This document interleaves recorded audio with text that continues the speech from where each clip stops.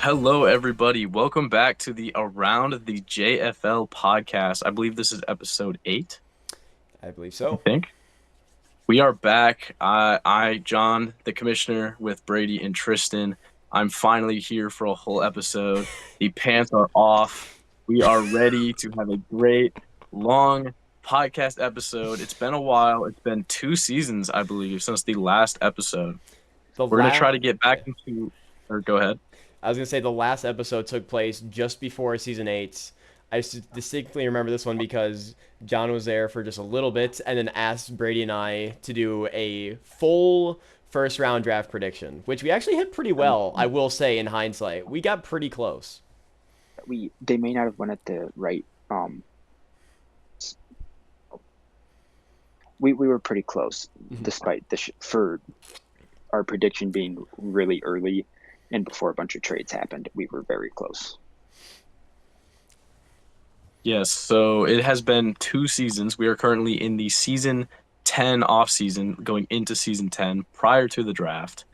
We have a great podcast lined up today. We have reigning Super Bowl champion manager Tony Madge coming on for an interview later. Some great segments. We're going to recap this last season. So let's get into it there. We just had season 9 conclude with the Leopards pulling off an incredible fairy tale ending to their first 9 seasons of existence with a championship. How about that? We had with sadly Tristan losing. Do you want to talk about how that went? Well, so it was once again somehow it was the first Jupiter Bowl rematch we ever saw as well, going back to the season 7 Jupiter Bowl where I initially won a rematch of the Cat Kaplan. Bowl as we dubbed it, Mhm. and so I don't think I was expecting to go as far as I did this season, but the acquisition of Shiloh Lamprey back in season 9 and 8 rather really pushed the team forward with the passing attack. But to really talk about the Leopards to start the show because they deserve it. So many All Pros, Hall of Famers, old veterans from seasons 1, 2, and 3 holding on for that last ring. King Salazar, Ray Bold, Ruth Legain, Ricky Toon, so many huge names that absolutely were crushed by season 7. Said, "All right, one more ride," and then made it back to playoffs again.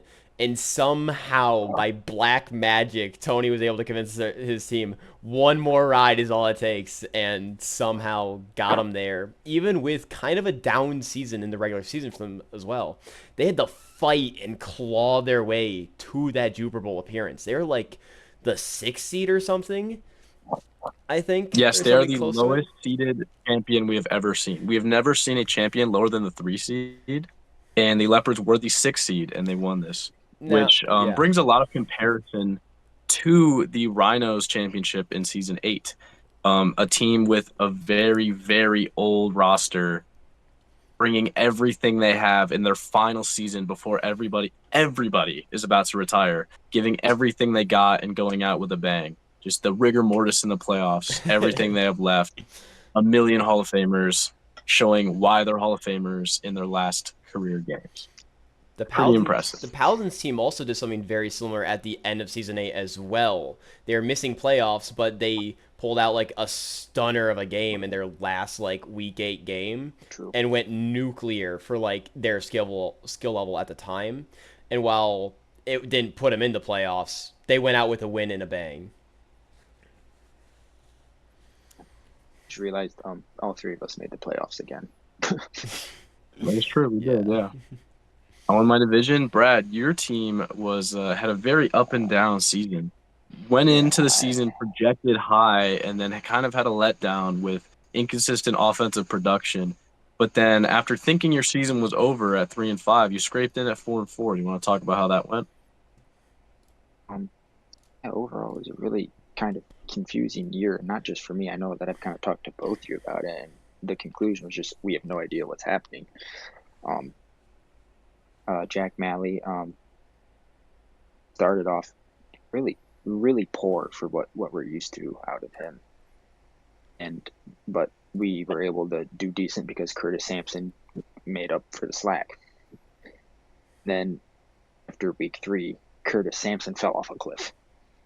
so we were just really down, and there wasn't much hope. And I don't have I have two picks this year, a third and a fourth, so like really hoping to at least make the playoffs.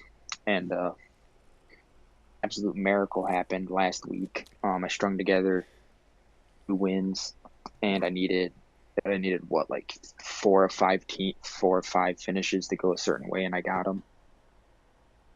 Yes, it was absolutely outrageous. In week 8, at 3-5, we had 12 teams, I believe, that had a winning record or 500 record I think so. going into week 7, and then in week 8 it was still carrying on. There was like seven different, not seven, but there was like a lot of different teams that could have clinched the 8 seed if they won their game, and somehow every single one lost, and the Salamanders won to allow the Salamanders with the best point differential out of them to make the playoffs as the 8 seed at 4-4. Sadly, it didn't go well in the playoffs, having to face No. the 1 seed Tyrants, where Yeah, Ryan Captain set a then playoff record passing yards in a game, which was a tragic way to end the Salamanders' run. and what made it even more tragic was what happened after. The The, wave the Um, retirement. of the retirements. over the past 2 seasons, just the whole league in general has lost a lot of really big names. And particularly at the end of season 9, we had Tiber Jericho retire. As soon as I lost my playoff game, we had Jack Malley, Keanu Mallory, Spider retire. Last season we lost, yeah, Curtis Sampson too. Forgot about him. Ugh, too many to deal with. And then the season before that, we lost Marvin Smith and a bunch of DBs, and Gus Concrete, bless his soul, love him. Um, yeah, it's just the league is changing, and we're finally seeing that turnover from the old elite players that are not only getting a little bit worse, but completely leaving the league in general. We're seeing a complete turnover of the first decade of the JFL's dominant teams, all like hitting their retirement waves and falling off, and allowing the next generation of dynasty, a potential first actual dynasty to arrive. And it's very peculiar to see. We're going to do more talking about the future in a later episode, as we're trying to get into a real schedule with these podcast episodes. We're going to try to stay on the past and the present right now. Um, but it's going to be really interesting to talk about what we think is going to happen there. We have seen some ridiculous retirements. The entire fabric of the league is changing with all of the icons. Ernie Gecko retired, the league rushing leader. We lost Ricky Toon and all the Leopards, like all these players. Andre Vermil from my Corsairs, Scotty Dorn, Kevin Gable, who was a Leopard for this last season. All of these absolute, like the players that built the JFL to what it is now, the names that everyone knows and everyone will know, and like the names that are on the best position awards, like Ivan Dekolov, King Salazar. These iconic players are gone, and like it's so sad to like think about. All but There's one. one left, and One, it is. I don't even know I why don't know he's how. still around. I Tucker appreciate that he is Borston, Tucker Borston. the one legend. last. Hey Tristan, ready? You wanna know who Tucker Borston's great. Like, just sack leaders that we'll probably never see a more dominant defensive lineman. He Uh-huh. has like what, 6 sack leaders or something? At least Five, Five, five, five, five. because Curtis Okay. Barnes has 3 and John Bain has 1. Okay. five out of 9. 5 in a row too to start the league. Yeah, yeah. So, and Tristan, I know you know this. The three best rushers in the JFL: Tucker Borston, left bicep, right bicep. He's still around. So, I mean, we're all kind of shocked that he's still around, but he's holding it down. He's the last season one left, I believe. He was the very last season 1 player left Which in the is entire league, and just to which is mention, crazy. he is coming off of his contract at the end of season 10. I don't that usually is a good indicator for players that if their contracts run up after they've been in the league for around like 7 seasons, that's when they hit that retirement spot, especially like those stars, which Tucker Borson is our exception. He, as like Ben, the Griffins manager, has said many times, in previous like discussions with his stat sheet of a spreadsheet that he's got, Tucker Borson has to be excluded from like every statistic because he breaks it by being too good. Um, but I Yeah. He's about to legitimately be 35. he's going to be 35, which in real world terms, you don't play past that unless you're like a great QB. And all of our great QBs left at 34. So, like, Tucker cannot be long for this league, as much as it hurts to say. I Give him think more money as a thank you. I think he retires in season 10 or at the end of season 10, regardless Honestly, of who knows? He might go appearance. until he like is a skeleton at this point. Well, He the thing might. is, he's still producing. He's He, still putting up 5 sack seasons. He Yeah, made All Pro last season, I believe. He still contended for sack leader last season. yeah. He still put up sack. Like, he contended for All Pro this season. Like, I Like think as long as Tucker Borson still can produce, I see that man playing. hmm. it's bizarre because like I mean I would say the only other kind of comparable player is King Salazar, whereas like they're just He just made his production. 8th All Pro. King Salazar just Yeah, made his 8th in record All Pro for yeah, four their different teams. production is just unfathomable. Like they Remarkable. just It's remarkable. consistently produce. I think if King Salazar had stayed on the Towers, even after the Towers blew up their team this offseason, I think he might have kept playing. I think it. Okay, well, that's the whole thing. If King Salazar, so that's something that we should talk about. Okay. So the Towers were projected to be a division-winning playoff contender this season. They made some big moves addressing their biggest needs in the offseason. They traded for Direwolves, standout rising star running back Khalil Quarry, who was their biggest need was running back, and then they went and got a linebacker, which was their other biggest need, with another Direwolf, Raymond Kane, who was also a Mhm. pretty proven stud player. And it looks like the Towers are going to contend. I had them winning a playoff game and winning their division. Like no doubt in my mind that was going to happen. I think a lot of And teams in the had And them in the then draft, top they did, three of like the yeah, power draft they took the rankings. top D line prospect too. Yeah. they got the top line prospect in the draft, Gaston Malte Crosel, who wasn't exceptional as a rookie, but there's a lot of factors that could have played into that because did the unthinkable decision On paper, of the team was amazing. it was so good. I thought they were like really going to contend. And then out of nowhere, Owen, the team is based around the DB room, the greatest position group ever assembled in the history of the league. The no-fly zone DB room with King Salazar and Ricard Reese, the two greatest DBs to ever play, All Pro DeLewis Dather, and then a fourth enforcer DB, Brutus Beckham, now Carlos Barraza. That is the identity of the team, the lifeblood of the team, the culture of the team, and your best players. And he trades King Salazar. Core and the one that held down everything, like started it all. What made the Towers great The man was who that, and they traded the greatest DB to ever play the game. the I do man want to say yeah. before we go into it a little bit more, what he got in return for him, Was not it, worth it was good value, but in terms of everything other than strict value base, the was context. The yeah, it context was made horrendous because the culture death. Because immediately Ricard Reese like couldn't even speak to the media. Like he did not want to play. DeLewis Dather vocally said he wanted to be traded or released. He did not want to play anymore as as a Tower. He was gonna quit until they had to pay him like 4 mil, not 4 mil, I'm exaggerating, but like they had to vastly increase his contract to keep him playing. The entire team culture disintegrated and they went from top contenders to a burning ship. And it killed King Salazar. King Salazar was broken. He had already been ripped off the Glaciers, his original team, ripped off the Jackals, his second team, and he found a home as a Tower where he was happy to be. He said he made a statement like a few seasons back of how much he loved the Towers, wanted to retire as a Tower, and like bled Clioland. And then they quit on him too. That And was he gonna said that he was yeah. he like went to the Leopards to win a championship, which luckily he did, and then he's done.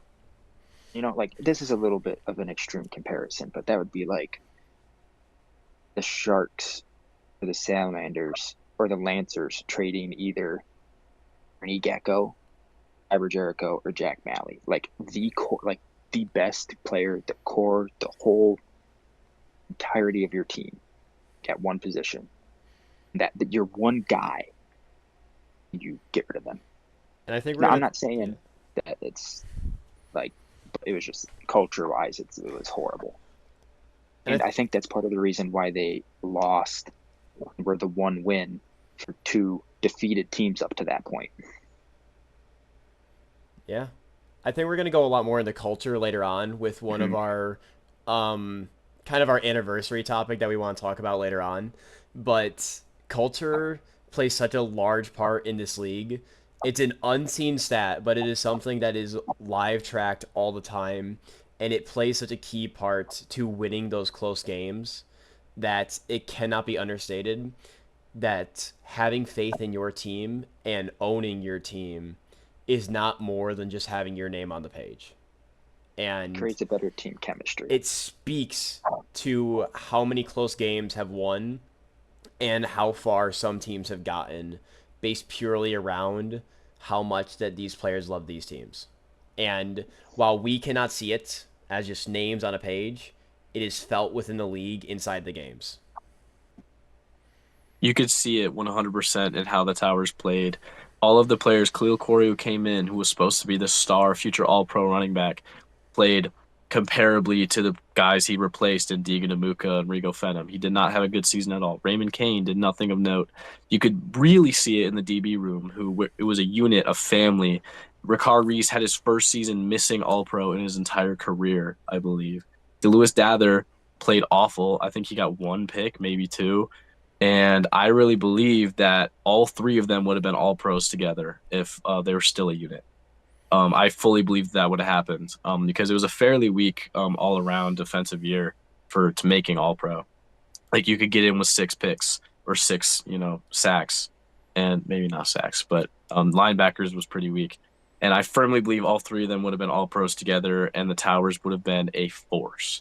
But the culture death, the way that one player moving, your leader of your entire team, affected the rest of the team. Sure, okay, yeah, you can replace one player, but the impact he has on the whole team is so big. And I hope that this moment is a learning experience for everyone forward on how much culture matters.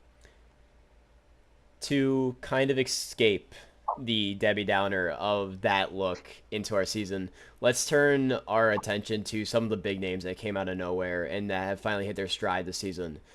The Tyrants are here. Ryan Captain is leading this team after a few seasons of flying under the radar, though a lot of analysts have said like you are right there, you're right there, it's gonna happen. Myself and Brady have said this like two or three of the Probably the previous past two Around the seasons. JFL episodes. The Tyrants just took the number one seed for playoffs, led the South, and made it to semifinals, only losing to the eventual winners. They are here to stay, and they are hot right now. They're good I'm for another huge like on the three seasons, I would say. at least. The only thing that the Tyrants have to worry about right now is when their stars come off contracts and they got to get paid.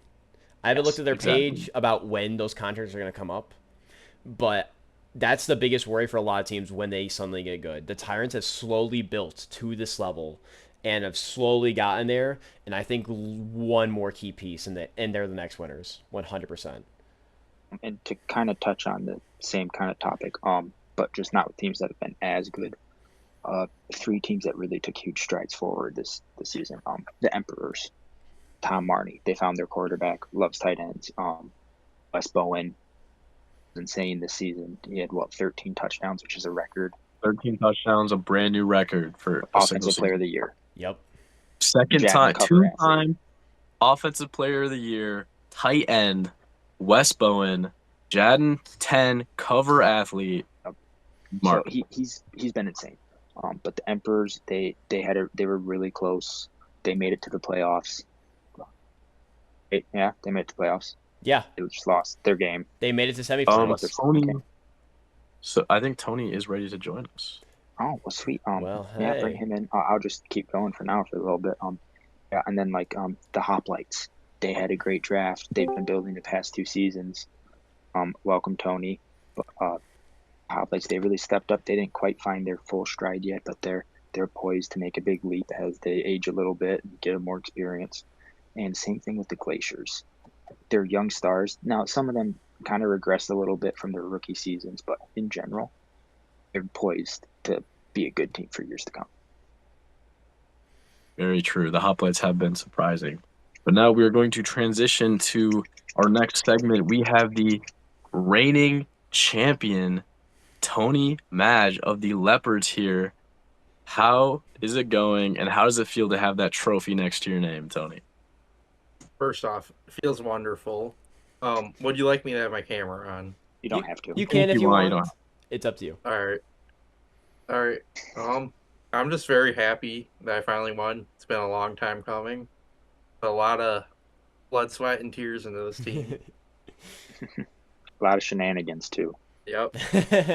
It's been a very long, arduous, difficult climb to get here. Probably the hardest climb anyone has had in the entire league so far. You've made it to two Jupiter Bowls before, spaced out. First in season 4, where you lost by 1 point to a missed kick to the Paladins. And then you lost again to the Sabres, who you then finally defeated to get your win.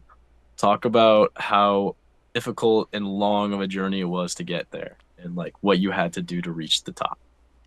Well, to me, my first Super Bowl was, I think I overperformed with that team I had, if I'm being quite frank.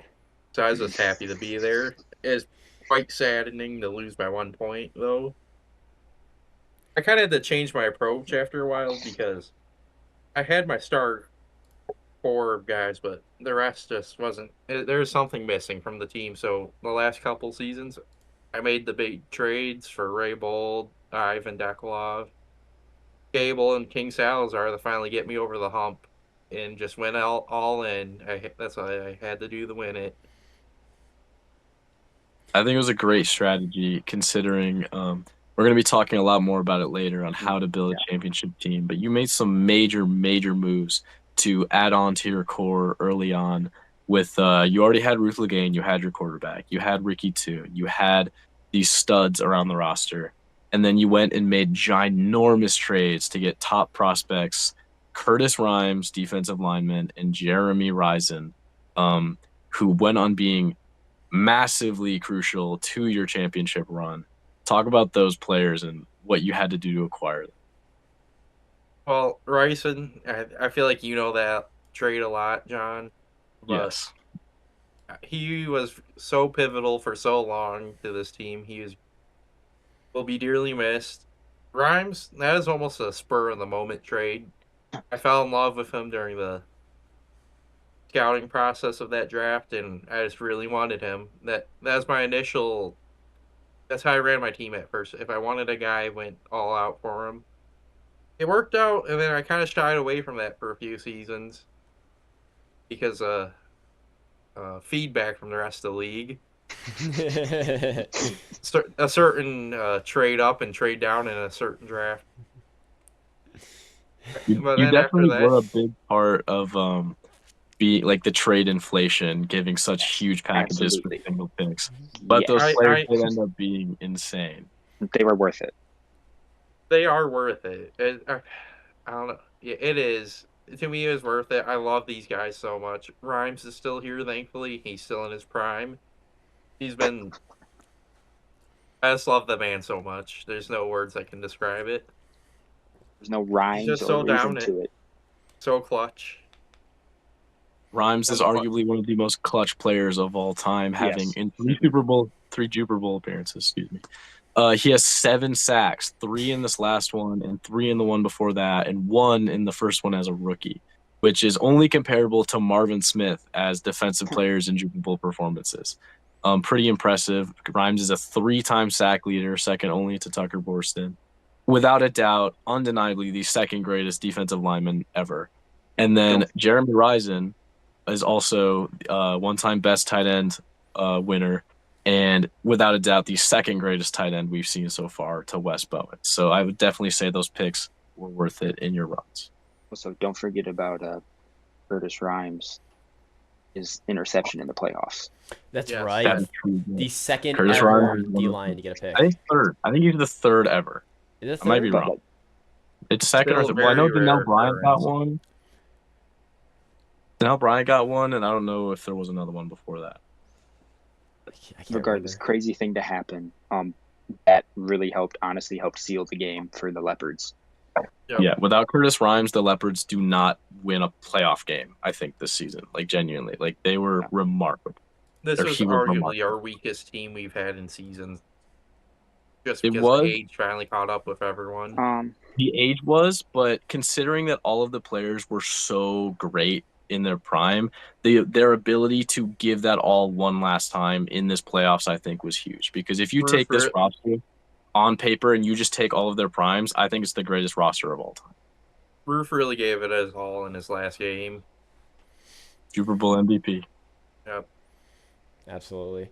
I do have a question for you, Tony, is you made a lot of really big moves throughout your entire tenure with this team. And in the 9 seasons, I want to ask what your favorite move that you did was to get to Great. this eventual championship. I'll give you my favorite move and my least favorite move. Okay, perfect. That's great. Yeah. So I'd argue my Ryson trade was one of my favorites, just because the amount of stuff that happened to get Ryson, because Nicky had those picks. That was just crazy, and I was so in love with him. My least favorite. Oh, I realize there's another least favorite trade, but it'd probably be the series of trades I made. I believe season 7 draft, where I traded up and then back Traded down. down, then around. And if I would have that, and I drafted one of my few only bust players that draft. What did you even If I take? stayed, I took Darkwavis Washington. Oh yeah. Oh, That If I would have was stood at my pick, I would have drafted either Tyson Lane or Shiloh Lamprey.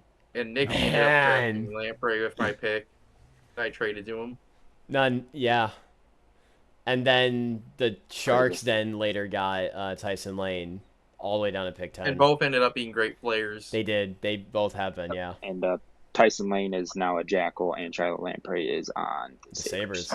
Though But they're though both I will just- say, I drafted Reed Coleman in that draft, and that was pivotal for the Ray Bull trade. And Darkwavis, for whatever reason, was pivotal in the King Salazar trade.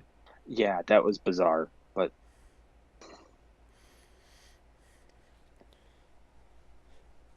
So after winning this chip finally, seeing all the players go out with a huge bang, what is your what are your thoughts going into this next draft?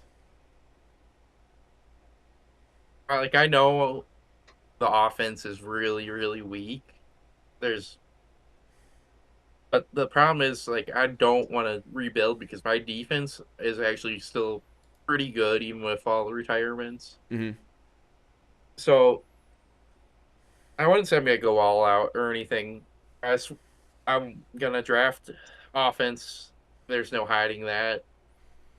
Sure. But I'm gonna try to build around Kale. I believe in Kale. oh yeah, you got Okay. Kale Rouge. I do feel bad about Warren Fouts Creed, but You sent him to the Shadow Realm. Kale he's a was there backup. for the taking, and honestly, that trade effort, it almost didn't go through because Ben's like, he wasn't gonna do it. And 6 hours later, he texted me. He's like, "Want to do it?" I'm so only sorry I way- missed. What was the best and least favorite moves? The Ryson trade, and then The up and down the of season series of 7. trades I made in the draft. I I have ended up with Darkwavis. I have another point for that thing is so you're no stranger to big trades at all, Tony. And one of your first moves was trading away Soren Kelsey. I'm sorry. I'm That- sorry. That's not my least favorite trade because I did get two of my, I wouldn't say favorite, but I love the DeAndre White and Malik Crowar. They were on the team for a very long time. Ended They up being really Yeah, they good. missed out on the heavily. ring. Ended up being like for the time that trade was crazy.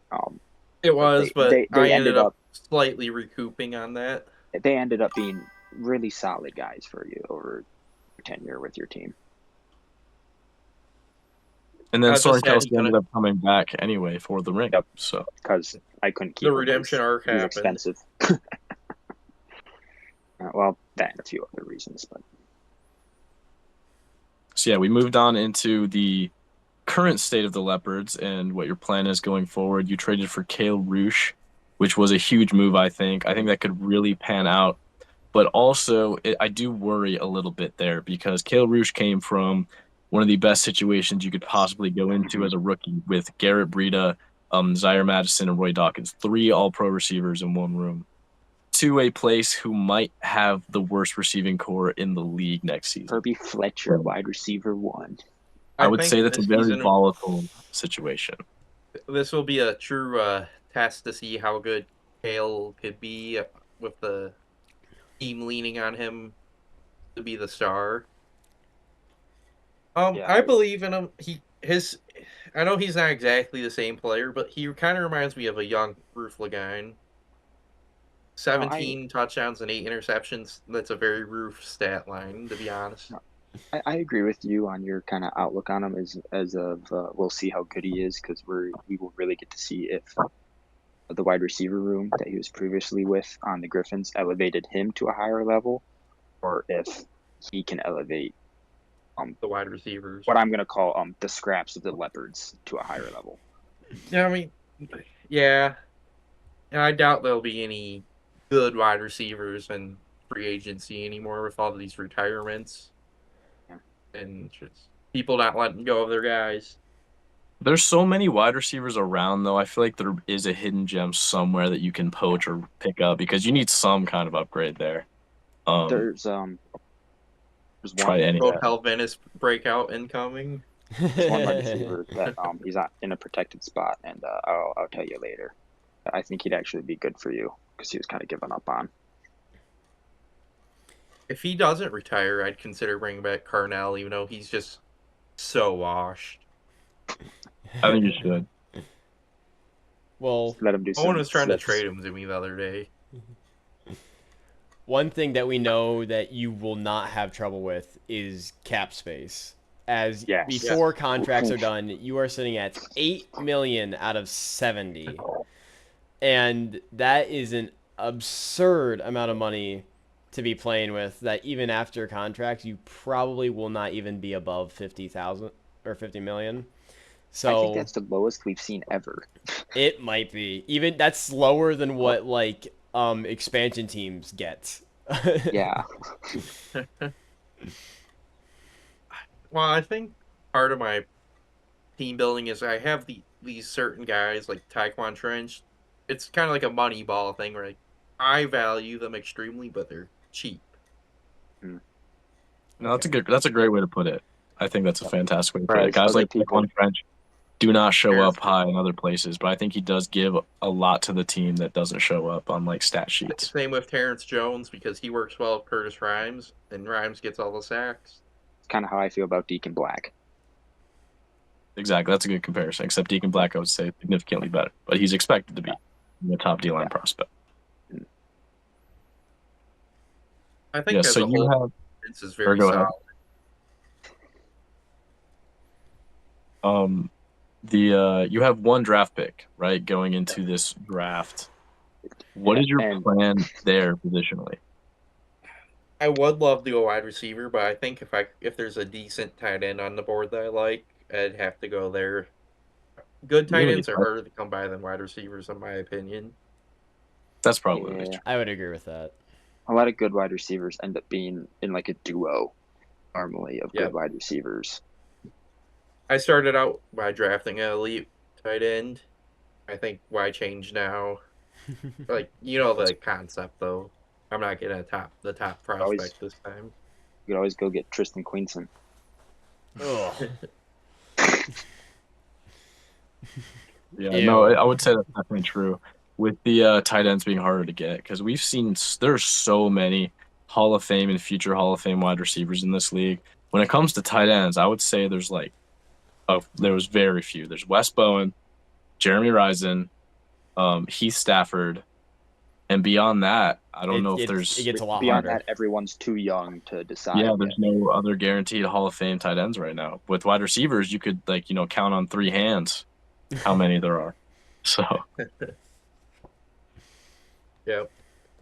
Tristan, I need It was another a little hand. unfortunate to see Ryson decline in his last season and him retire kind of early. Same to go with Bold, but things happen. Time moves on. if anything, a way to look at it with all of the stars retiring, except for Rhymes, is that, you are in tank mode. You are going to get high draft picks when you finally do get to draft. But the downside there is you gave up your first round recruits. So, there's ups and downs. Yep. I plan on keeping the rest of my draft picks though, but I think it'd be better to draft and get building around Kale right now rather than wait a whole season of him getting abused. We still have help out there. I Yeah. think that's smart, especially going into this next season. You're already going to have a tough time, but you're also going to have a difficult schedule being the top seed. Considering you won the Super Bowl, you're going to have the hardest schedule, I believe, because Ben is doing the scheduling this year on a system Oh, where the top teams in the division play the other top teams. But considering, I don't know if that's going to be based off of where you finished in the regular season or you finished in the postseason. I haven't asked him that much.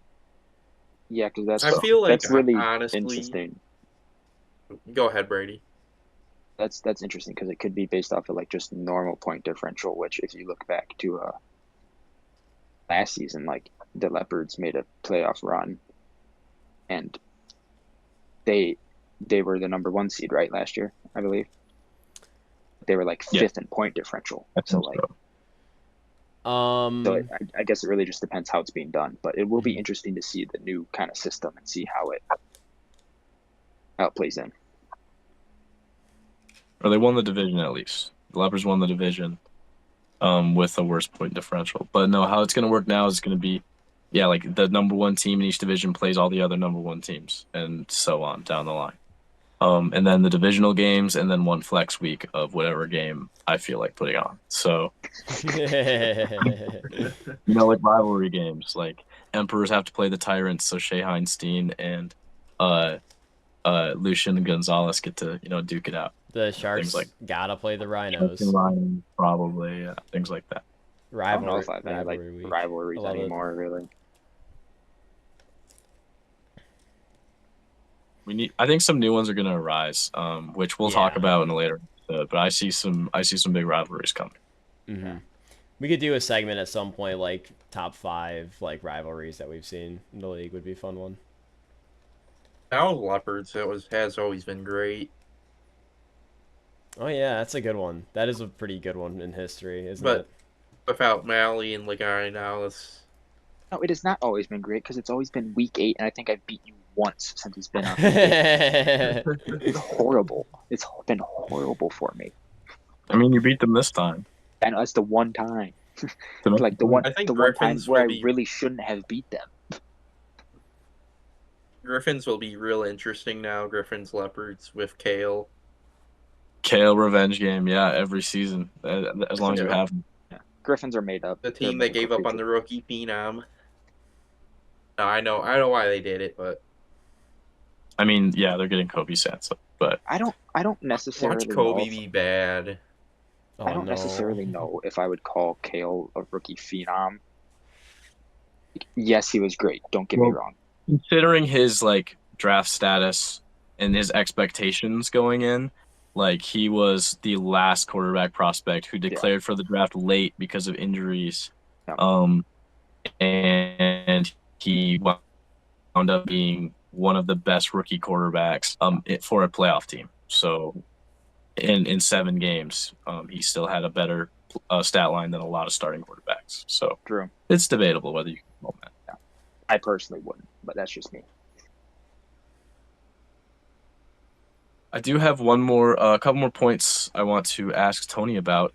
We talked about how you make huge moves and you acquired all these players, but in your last couple seasons, you acquired Raybold, Ivan Dekolov from the Glaciers, and then in this last season to go all in, final season, you grabbed Kevin Gable from me and King Salazar from the Towers, who we talked about a little bit earlier.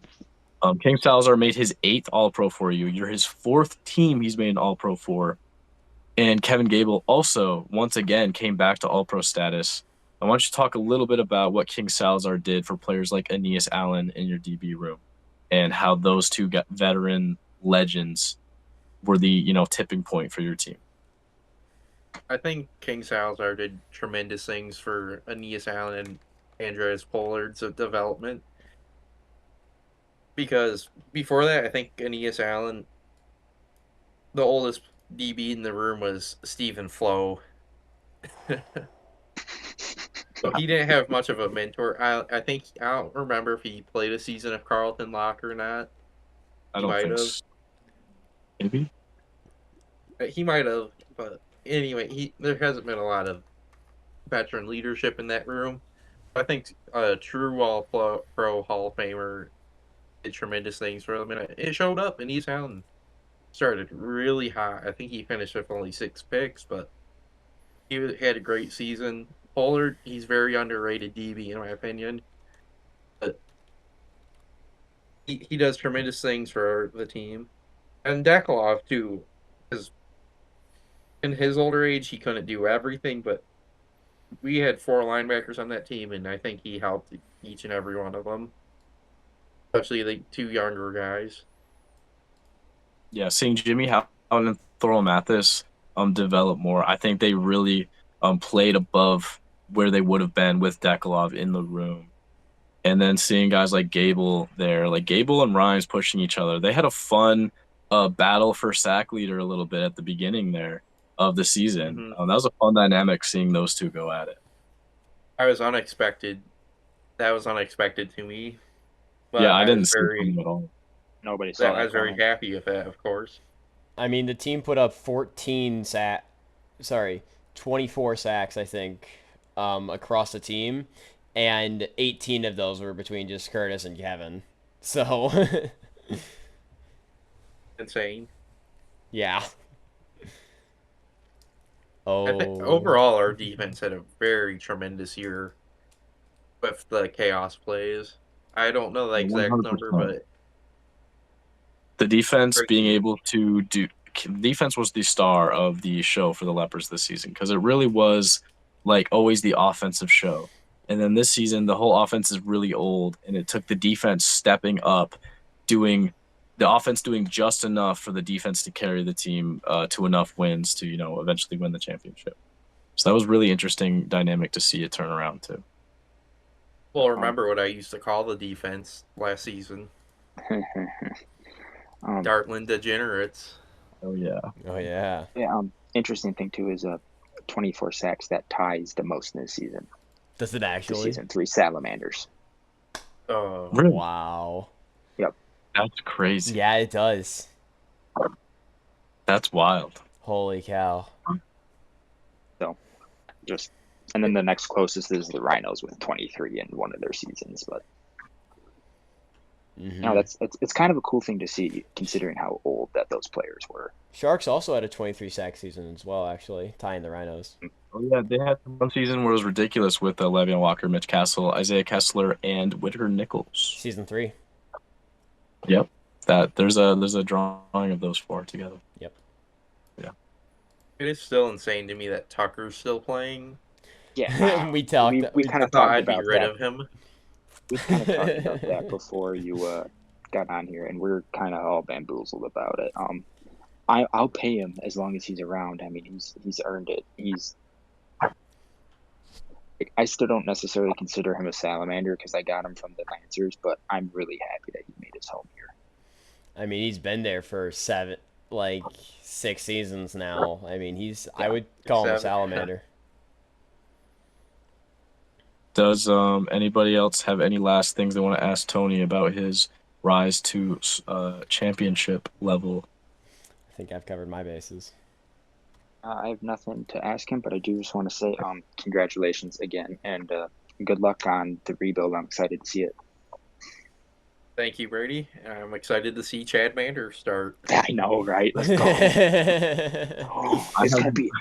This is like. This is perfect. Is he number 15? No, he's Oh. number He's 6. number But 6. like, I can see the play style being very similar. Oh. I have one more thing for Tony. How do you feel about former player Tatrion Smith, who was suspended for gambling, opening up a casino and a nightclub in Dartland? I'm just happy he's happy. I loved him. He is a very good role player. It was never confirmed that there's any bets on our games, unlike Terry Pio or Perry T.O. I still don't trust that man. I was gonna say I'm surprised you are willing to mention his name. Well, he won a championship in the end anyway. So. Yeah, I won. I have to forgive some players. I'll never forgive Remy Collins. Okay. Well, thank you very much for joining us, Tony. It was great to talk to you about your win. Congratulations. Welcome to the Winners Club with all us three. And Oh yeah. we will see you later. See you guys. Thank you, Tony. Thank you, Tony. That, I would say, was a successful and excellent. We didn't even mention it up front. That was the first guest spot we've ever had on the show as well. That was Actually, the first one. Other than when John randomly popped in. Yeah. Yeah, I That's was not a really guest. a guest spot, Yeah. but that was our first official planned guest appearance. Which, in the future, we were planning to do more. If you are watching this and want to show up, let us know. Shoot us some messages. Send in the general One of chat, us know. and we'll talk about what we can get guys in on, either interviews such as that, or if we want more guest appearances for some of our more planned segments as well. you should get the Salamanders manager on. He's kind of a neat fellow. But yeah, one thing that we said right at the end of the Tony interview was about looking forward to seeing him rebuild. That is something I'm super excited about. Seeing these big, former dominant teams turn over, is watching those rebuilds and like how it shakes out. Like the Sharks, the Salamanders, the Paladins, the Leopards, eventually the The Corsair. Rhinos. Yeah, no, like what's really funny though is like the Sharks and the Leopards are in very similar situations. Like they just traded for a quarterback who's been good or decent.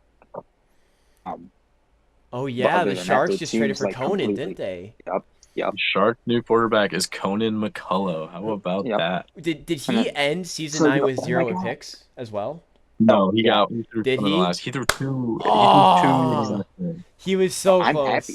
I am happy for him. honestly, Anyways, I but- am too. I didn't think Conan was good enough to go the full season without picks. Same. But Um, I cannot believe he was 7 games in 0 picks and he was that close. Man. What's also really kind of ironic if you think about this, Hale going to the Leopards is going to be there for their rebuild. Conan going to the Sharks is going to be there for the rebuild. They both started as Griffins. That's true. And neither of them get to be there for the Oh Griffin my success, and both of them have to just play through rebuilds for pretty much their careers so far. Oh, that The hurts. funny thing about Kale going to the Leopards is Kale was actually drafted with the Leopards' original pick that was traded to the Griffins. So now he's a Leopard, and that's kind of interesting. To be fair, Kale's got a lot more time. He's season 8 rookie. He's got so much life ahead of him. Conan was season 4. Hasn't been the best He's QB. going to be a bridge. He's going to be a bridge. He's a bridge That's QB for his entire career, which is unfortunate. But I don't know how long he will last at this point because we have started He seeing should some have guys been the guy really with the going. towers, man. The towers should have been successful with Conan. It makes me sad. Yeah. But he's built a pretty good career for himself, considering the bust label he accrued after his start with the Griffins. Yeah. But it looks like I would expect after the bridge section of his career with the Sharks is over, he's probably retiring. Yeah. So, But if we don't have any other big things to talk about from season 9, that will lead us quite well into how we talk about rebuilding. And I'm really excited about this because I'm super excited I too. haven't named this as I haven't put a fancy acronym on this, but I have built a 5-step plan on how to do this, and so I'm gonna try and like BFEFG. I'm gonna give these steps, and I want to hear you guys weigh in on these as well. But to kick us Perfect. off, step one, which is the only optional step in this entire operation, but step one, I have blow up the team and go get picks. Now, it depends on where in your rebuild process you are and what you have surrounding your team at the moment. But in my mind, if you don't have a star to build around, you need to get value out of what you have and you need to go find someone to build a franchise around. You need to completely sell house. You need to get picks and you need to make a shitload of picks to try and find someone to build around. So, Brady, I bet you've already got some strong opinions on that one. What do you think about that? Yeah, so I agree that that is a viable strategy.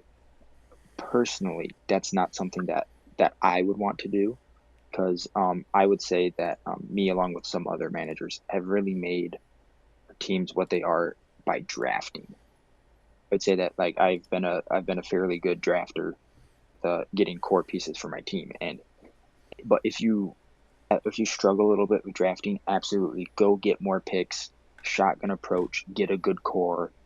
Um, but if you feel more comfortable with drafting and reaching and stuff, no need to blow it up. If you because oh yes, it's great to blow it up. You need to have players worth at least something in order to blow it up. Mm-hmm. If you are with nothing, you can't blow it up, and you just have to make your picks.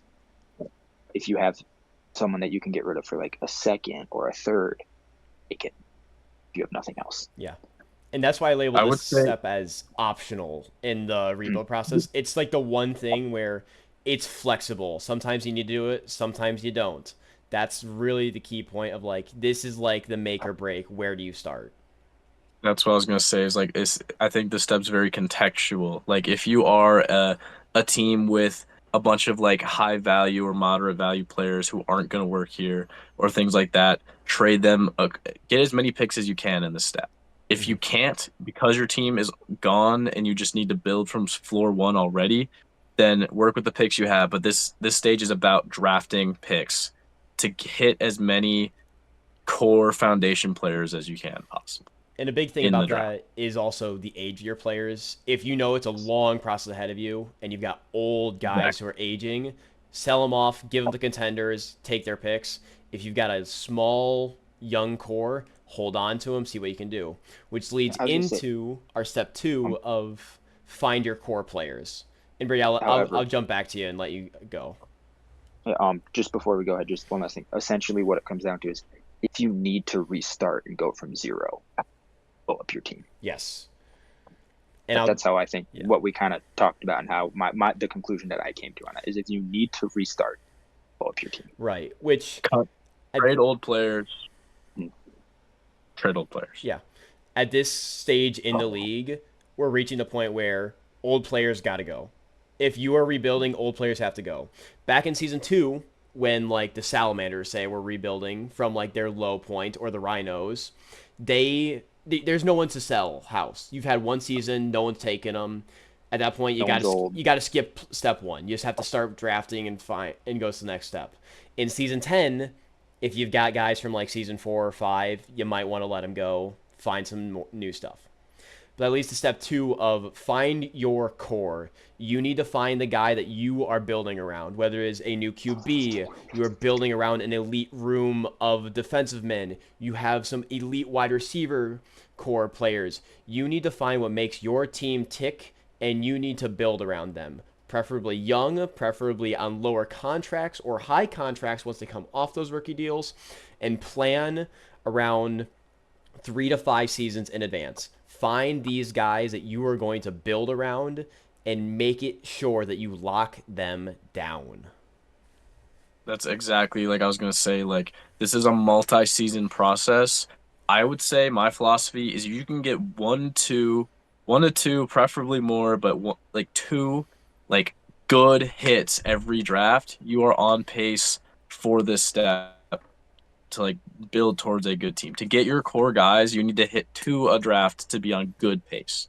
You need like young all pro caliber guys or borderline all pro guys. You need star players who are in the discussions around the league that like people are gonna be like talking to you like, hey, trade me this guy. You just need to be like, no, these are my core. I've got these guys. And I think the Tyrants are a great example of how this works. They acquired guys like Jay Rollins, Tommy River, Amal Pierce, Ryan Captain. AJ Cameron.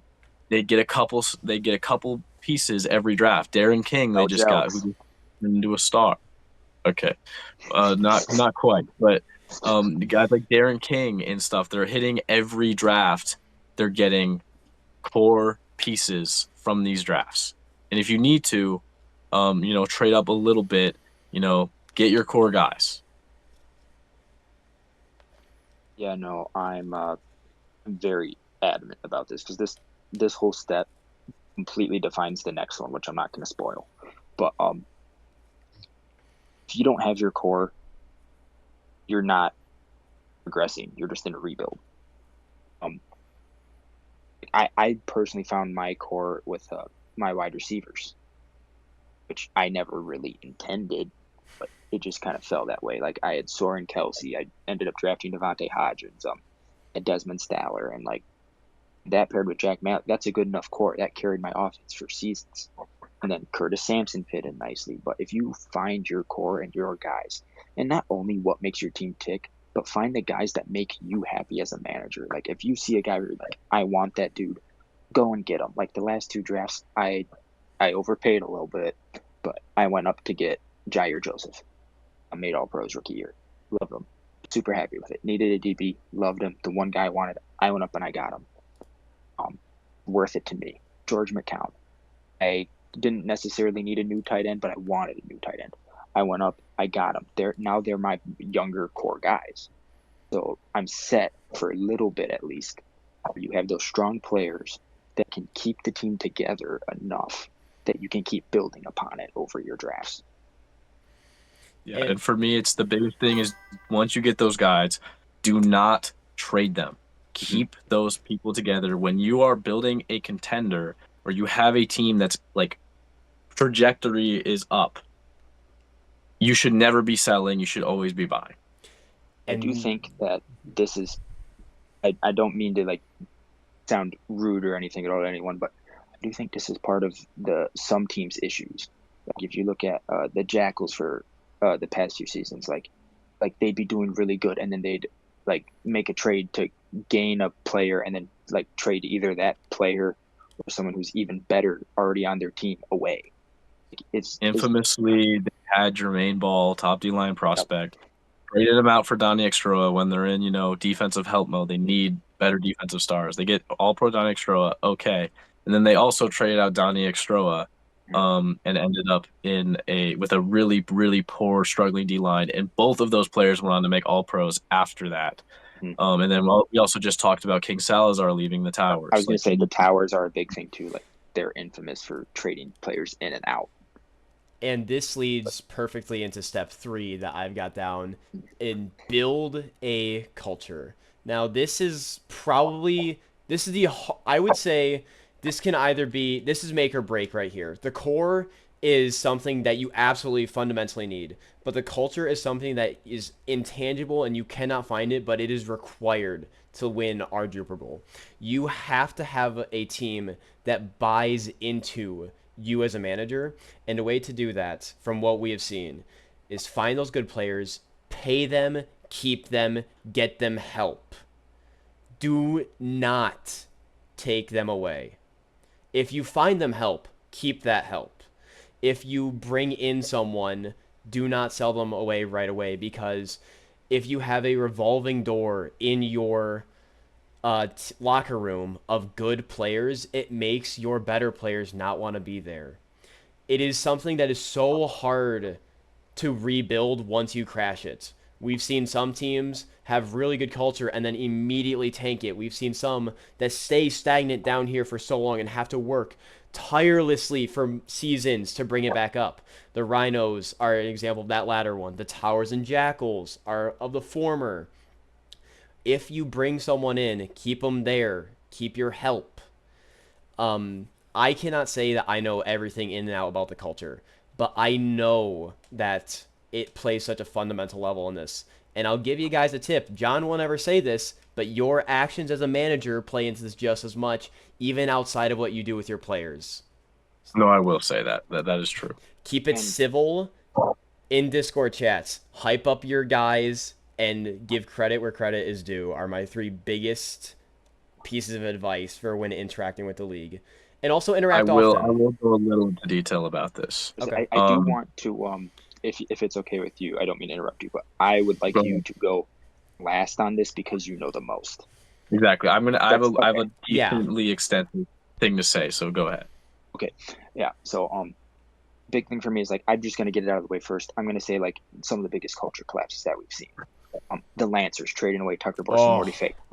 Whoops, my bad. But they also like completely blew up their team. Garrett So Brita. yeah, and Gary. So they've had to rebuild everything, and they're finally getting back to a point where they can start competing a little bit again, even though they're bad. But the Rhinos, the infamous Joe Sucks smear campaign. That's something I was going to talk about. Yeah. Yeah. I'll let you. I'm not going to go into detail about that, but you can do that. And then like the Jackals Towers trading cycles, like that ruins it. And then you have some teams that have naturally good culture. Like I would say, like the Sabers are an example. Like the Corsairs, the Leopards were, I would say, have been a naturally good culture. I don't necessarily want to point to myself, but like my No, you're team a good coach.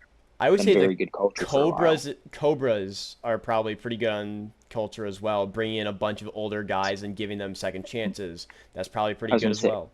One thing I it's will note, Tyrants have had a moment of a lot of a revolving door. But the keynote yeah, that they've been separates up and down. the note that I think separates the Tyrants, I don't think the Tyrants have gotten nearly as low as some of these other teams because they're not trading and trying to wheel and deal their top and core players. It's Yeah, their that's the thing players there. Like, that are yeah, they're not hitting the underperforming core. that they're trying to get around, trying to get new looks at other players, and they are keeping their core guys happy. And they are saying to the guys who are underperforming, saying, hey, you had your shot, time to move on.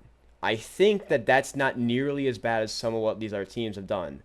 I don't think it's great in the grand scheme of things, but I don't think it's as big of a hit as like what some of these other teams have done. And the last thing I'm going to say before I hand it over to John is I feel like some teams, just like the nature of the team, like I came into the team with Jack Malley already there and a really good core to the team. Some teams, it's going to be easier for them to naturally have a better culture. Um, and even if your team like struggles with it, or if you come into a bad team or whatever, like because we had some managers come into not great situations or whatever, find the thing that you like to do, what you think the team needs, and stick to it. That's how you're going to build a culture. Is sticking to the plan and your core guys. That Yeah, so everything you do affects culture a little bit, you know? Whatever, every move, every decision, every interaction can affect culture a little bit. A lot of times it's small, but sometimes it's huge. And you need to take into account what you want your team's identity to be and how you want your team to be perceived and how you want your team to react. How you are as a manager largely reflects your team's culture. That is a huge thing. But before that is like, there's the simple, concrete culture building, keeping players around. The longer a player is with your team and in that locker room and getting to know the people there and the part of the team and part of the fan base, they build the culture. So if you ever remove a long-standing piece or a very important piece, a star, a long-time core player, that's always going to very strongly negatively affect your culture. But like say, you're talking about the tyrants when they're, say a lot of players moving in and out of teams. If it's not your core, if they're like the lower end depth pieces who aren't playing well, sure, it may, slightly take out culture when those players move out. But bringing in good players also can boost your culture because it shows like you're serious about winning and becoming a good team. But there's exceptions to that. If all you do is trade in and out players, yeah, every time you bring in a good player isn't going to be just a culture boost if that's all you do. You need to build a foundation that has time to grow and expand together with the core players. The longer your players are together, the better their culture is going to be. On top of that, how you act as a manager is massive for culture. If you are, infamously, the Rhinos made the playoffs in season 2, with Joe Syke as their quarterback, but their manager Mackay would call him Joe Suck all the time. That has an effect. If you're dissing your players like that all the time, your team's culture is going to decline. If you are an extremely combative manager, or you like to attack other managers and other teams, you're going to have a more negative culture. If you refuse to or I guess that's the best way to put it. It's just, if you're combative, you're going to have a more negative tone within your team. And the activity, the attention, like when managers are more involved, that boosts your culture because your team sees that you are involved, you care about your team, you care about the improvement. I want to say part of the reason why the Sharks took so long to win a Jupiter Bowl with Tiber, is, not to, throw shade at Avery, but sometimes he wasn't involved enough. He would occasionally leave, a player would be injured or suspended, and he would forget to sub a player in and things like that, not involved. And that was part of the team. The team as a whole didn't care as much. If you as a manager care and you show you care, your team is going to care that much more about winning and about playing as a team. So there's so many things that go into culture, and it's so huge. And we've seen it, as we talked earlier, how it affects players. It's massive. So don't underestimate the power of culture. Yeah, and I just want to say thank you for that, because I feel like this is one of, not necessarily like a secret of the JFL, but one of the very unknown that not a lot of people think about. Like, we always hear about, like, oh, that's like culture death, or like, or this is a great thing, or this is bad. But I feel like very few people understand it, and I hope that this gives insight to people so they can help improve it. Yes, it's not a tangible stat, but it's something. It is the feeling of how your players are while on the field and in the locker rooms. And everyone, I hope everyone knows that when you feel better, you play better. And so that's the core of our identity here in the JFL. And so be respectful, be happy to be here, interact with us, and your players will show that in kind when they're given the opportunity to. It Yeah. And credit where is, credit is due. yes, Credit is due. it If you refuse to is. give credit is due, your players are probably also going to be sniveling. Bad culture will lower your ceiling, and good culture will raise your floor, and also raise that ceiling as well. But it I think that's a shifts great way that to it put it. shifts that playing field of where they can hit on any given week to week. It's random somewhere within this range every time. But the better your culture is, the higher that range goes. Is the best way I think I can put it. Exactly. That's perfect. Yeah. And And avoid so culture death at all costs. So to step out away from culture and let's get back to something we can be tangible about is step number 4 in this 5-step plan that I've got is find the depth to your team. You've built your core, you have built your culture. Now you need the people around your best players to help them. Now, it's really hard to find sometimes good depth. You might have some really bottom feeders in the league, but what you need is no longer superstars, but you need to find the average players that you can keep on your team for lower contracts and be able to sustain this team. You don't need like 3 different guys at the same position who are worth like 7 million plus. You need to find the guys who are like 3 million, 4 million, and make sure that they are supporting your guy and taking enough of a load off his shoulders so that they can perform at their best, and you are giving your team more options. I would agree completely. Finding your depth is so important because it completely raises the floor of your team.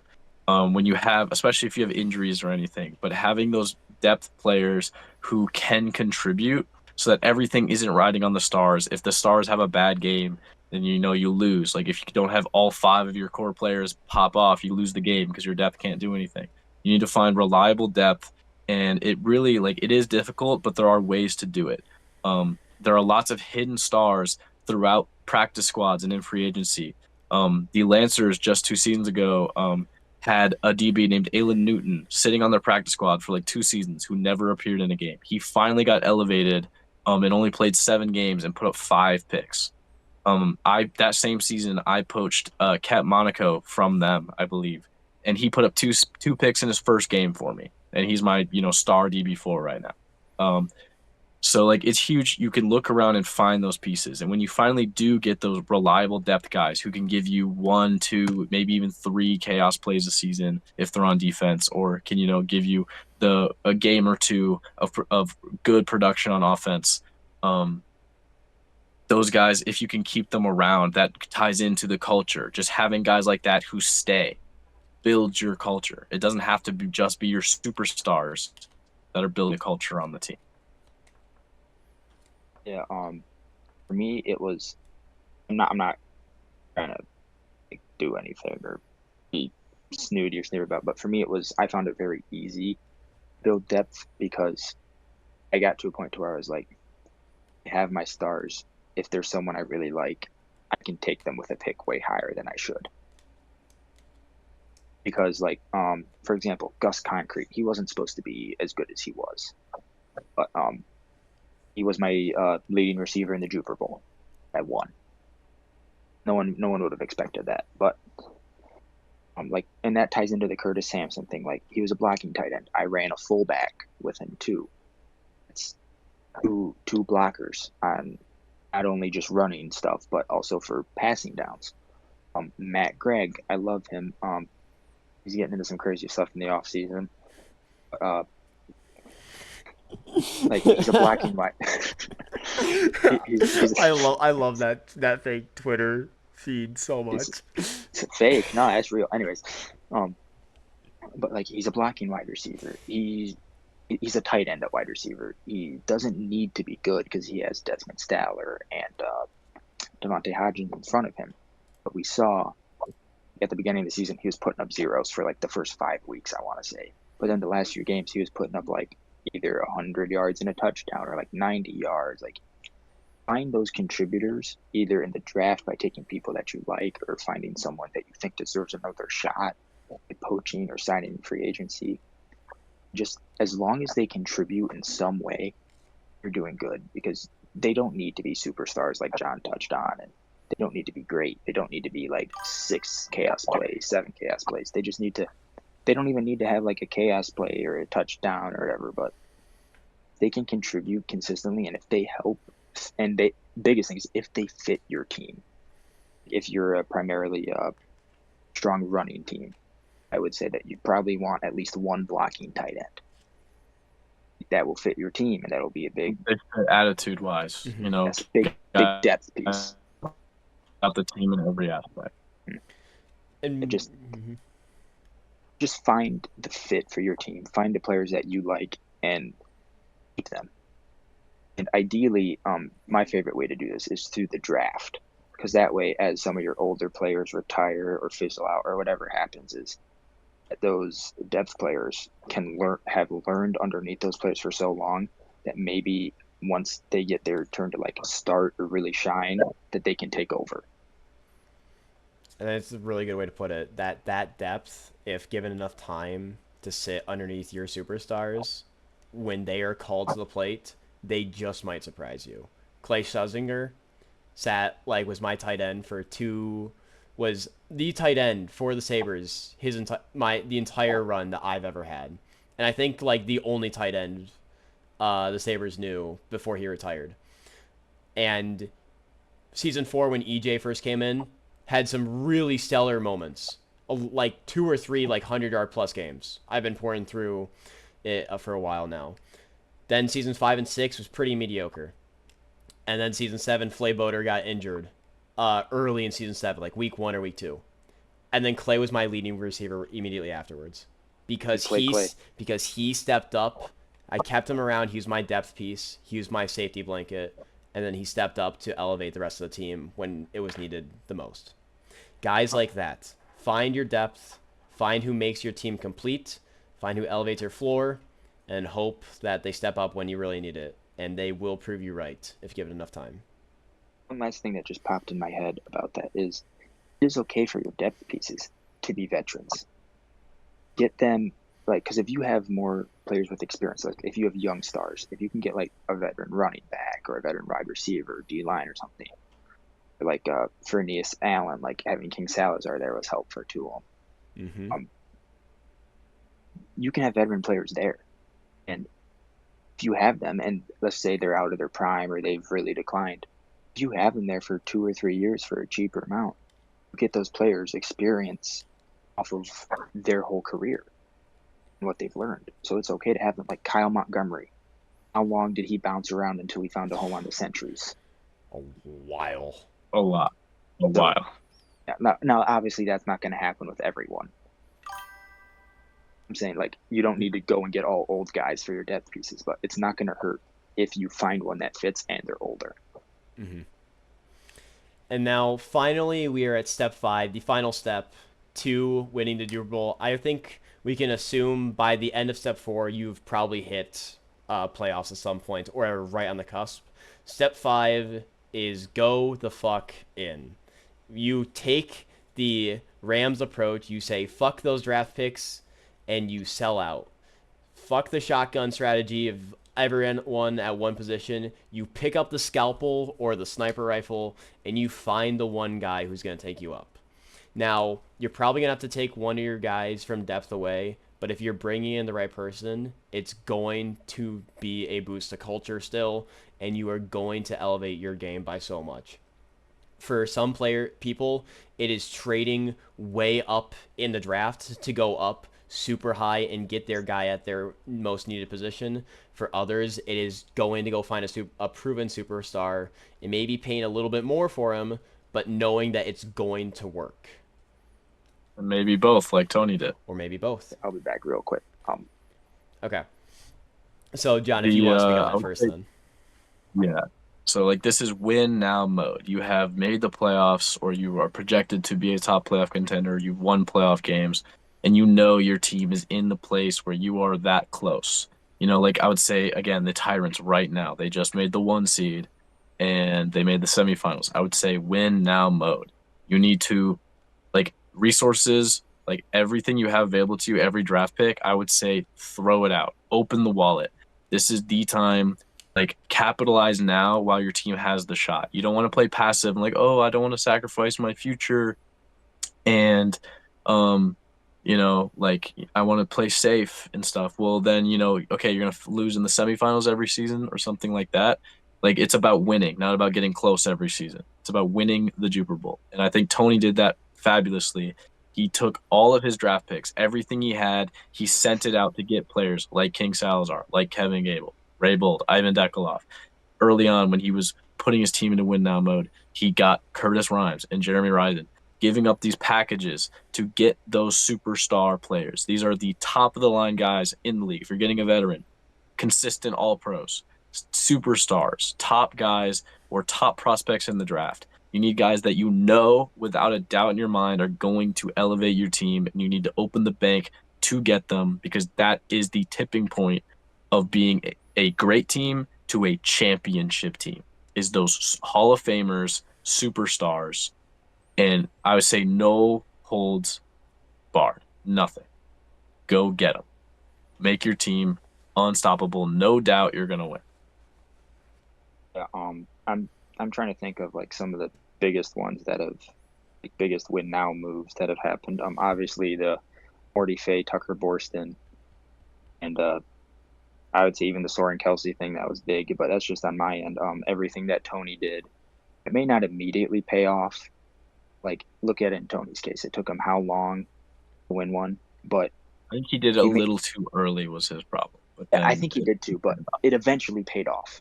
It eventually paid off, for sure. And it won't always, but if you do it at the right time, or even if you do it a little bit follow early, all the steps.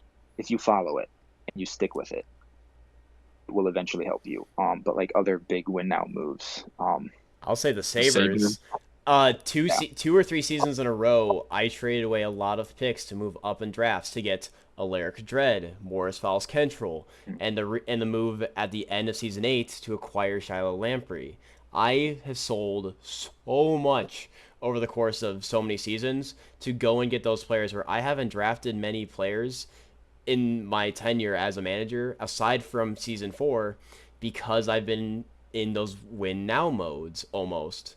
And so I have been looking for those opportunities to find the reason to go all in. Alaric Dread Made- boost. Oh, Alaric Dread made Lance Teakin the GOAT. Honestly, Lance Teakin was good. Alaric Dread allowed him to be the best player he could be because I had someone else worrying about the signal calls. Morris Fowles Kentrell. I honestly didn't think I was going to take linebacker with that pick, but while talking with Ben, I found that I should instead focus on my strength and double down, made the linebacker core elite, and had another person who could also do a little bit of pass coverage to help my DB room as well. Like maybe like the running backs or tight ends he could lock down. It was kind of while sticking to my core strength while also elevating my weakness. Now I know a lot of people can't do exactly what I did. I wouldn't advise taking that many top linebackers. It honestly shouldn't have worked, but it did.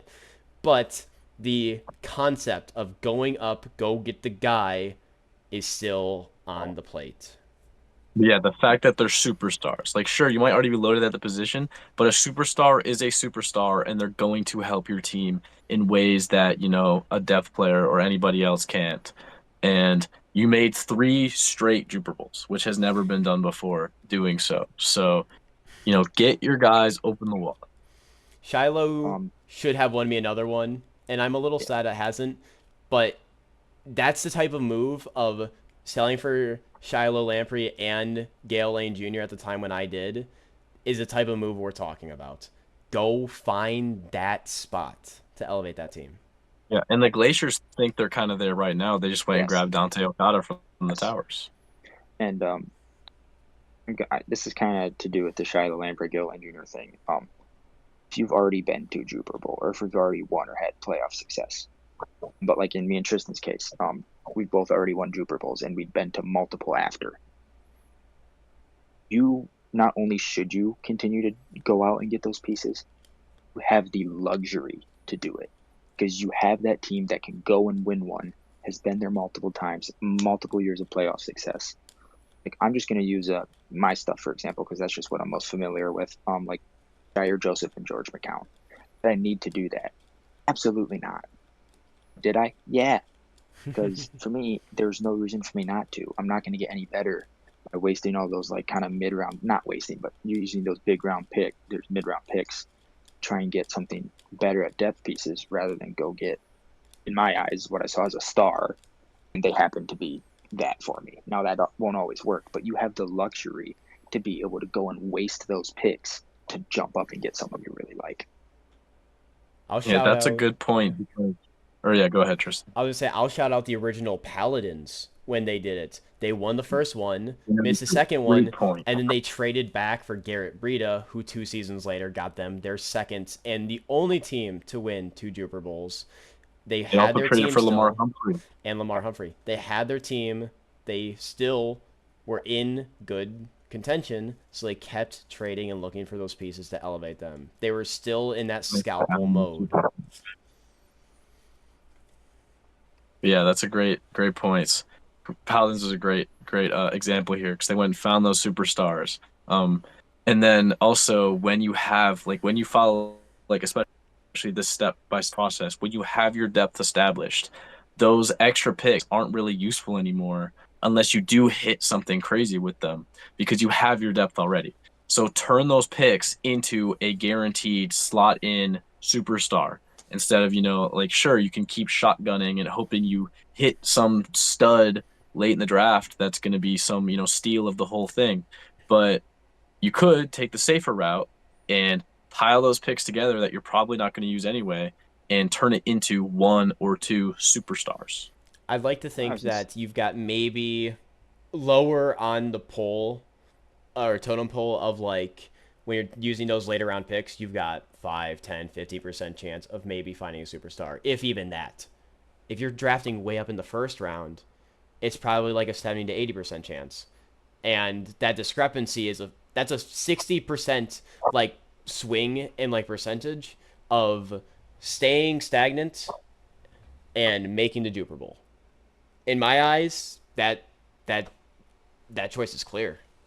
Go get and them. to touch on that a little bit more too is when you're trying to find your core or build your culture, you can go and make those big moves. ideally you don't want to until you have your depth set. Because once you have your depth set, if you whiff, it's not a huge miss.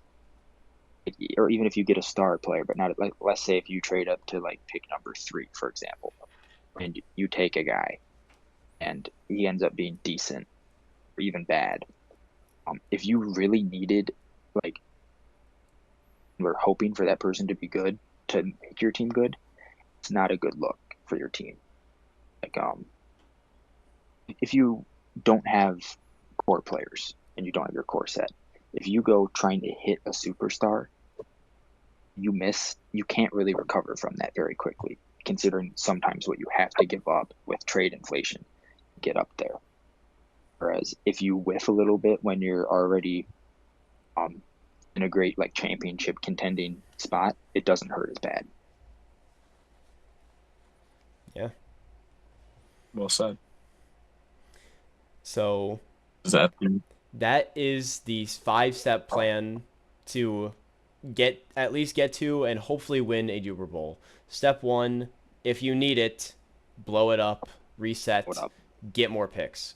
Step 2, find your core players that are going to be the cornerstone of your franchise. Build your team. Step 3, build a culture, make it a good place that people want to stay and they want to fight for. Step 4, find your depth, raise that floor, become consistent. And step 5, go the fuck in. Step 5 is, well, I wouldn't say it's the most important, but if you're struggling to win in the playoffs and really too many get teams far, are scared to do it. yes, is you're at a point, like, I'm going to just use the Tyrants for an example right now. Now, they're struggling trying to find someone to do the thing with, but you have the luxury to go and use those picks because you already have your core set. If you miss on a dude, you're not set back for seasons. So I would say that they're good for at least 3 more seasons with what they have, as long as they can keep everybody paid in there. So use those picks. Take the luxury that you have built your team up to. Go make it better and just get over that hump to where you can go and win one. When that window is open, the window is slid a little open. Every superstar you can get crams it open more. And the longer you wait, the more that window starts to close. And I would do everything in my power to make that window as wide open as possible so that I can jump right out into a championship. Too many teams are scared to do it. They're scared to open the wallet. They're scared it's not going to work. But if you play scared, that's not how champions are made.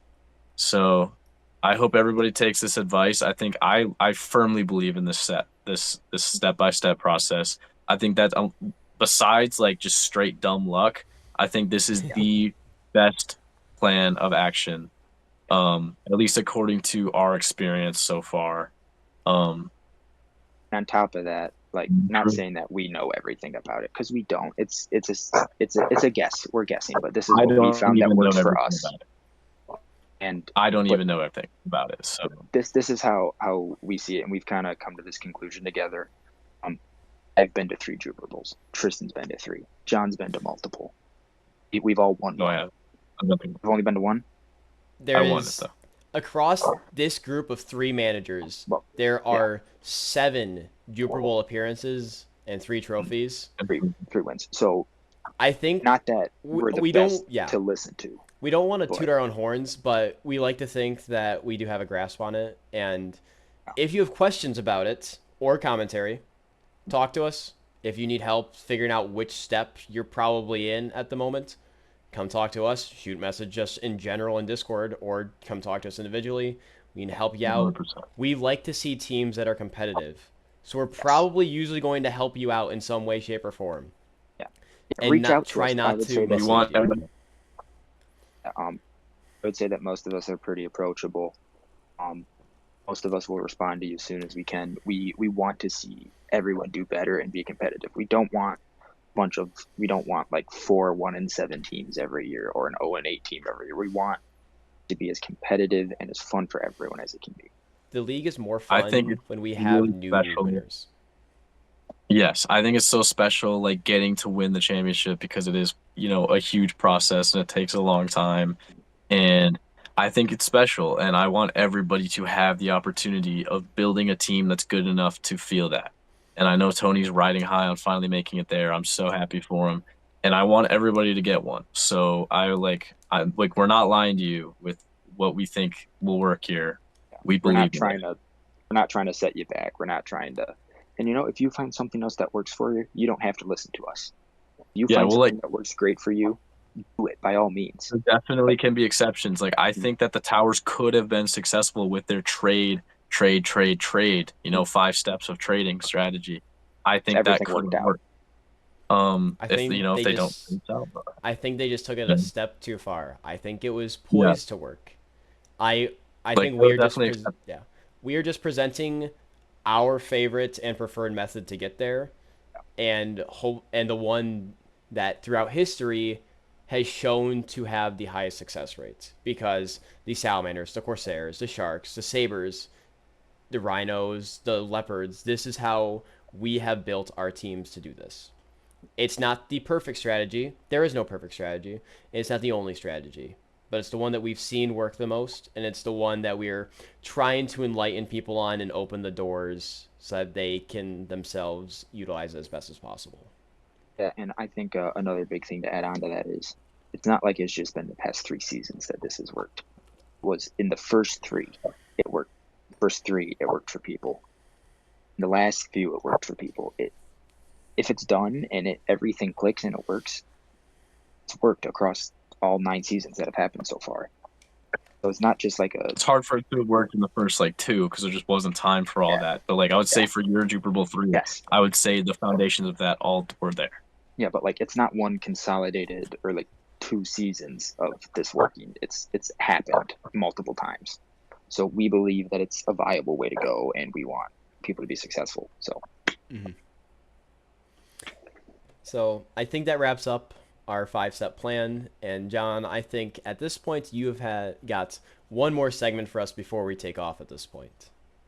I have one fun last segment to do to finish off this return of the podcast episode that I've been thinking about for a while. That I think was just, it's simple and fun, and you know, it hasn't been done before with JFL.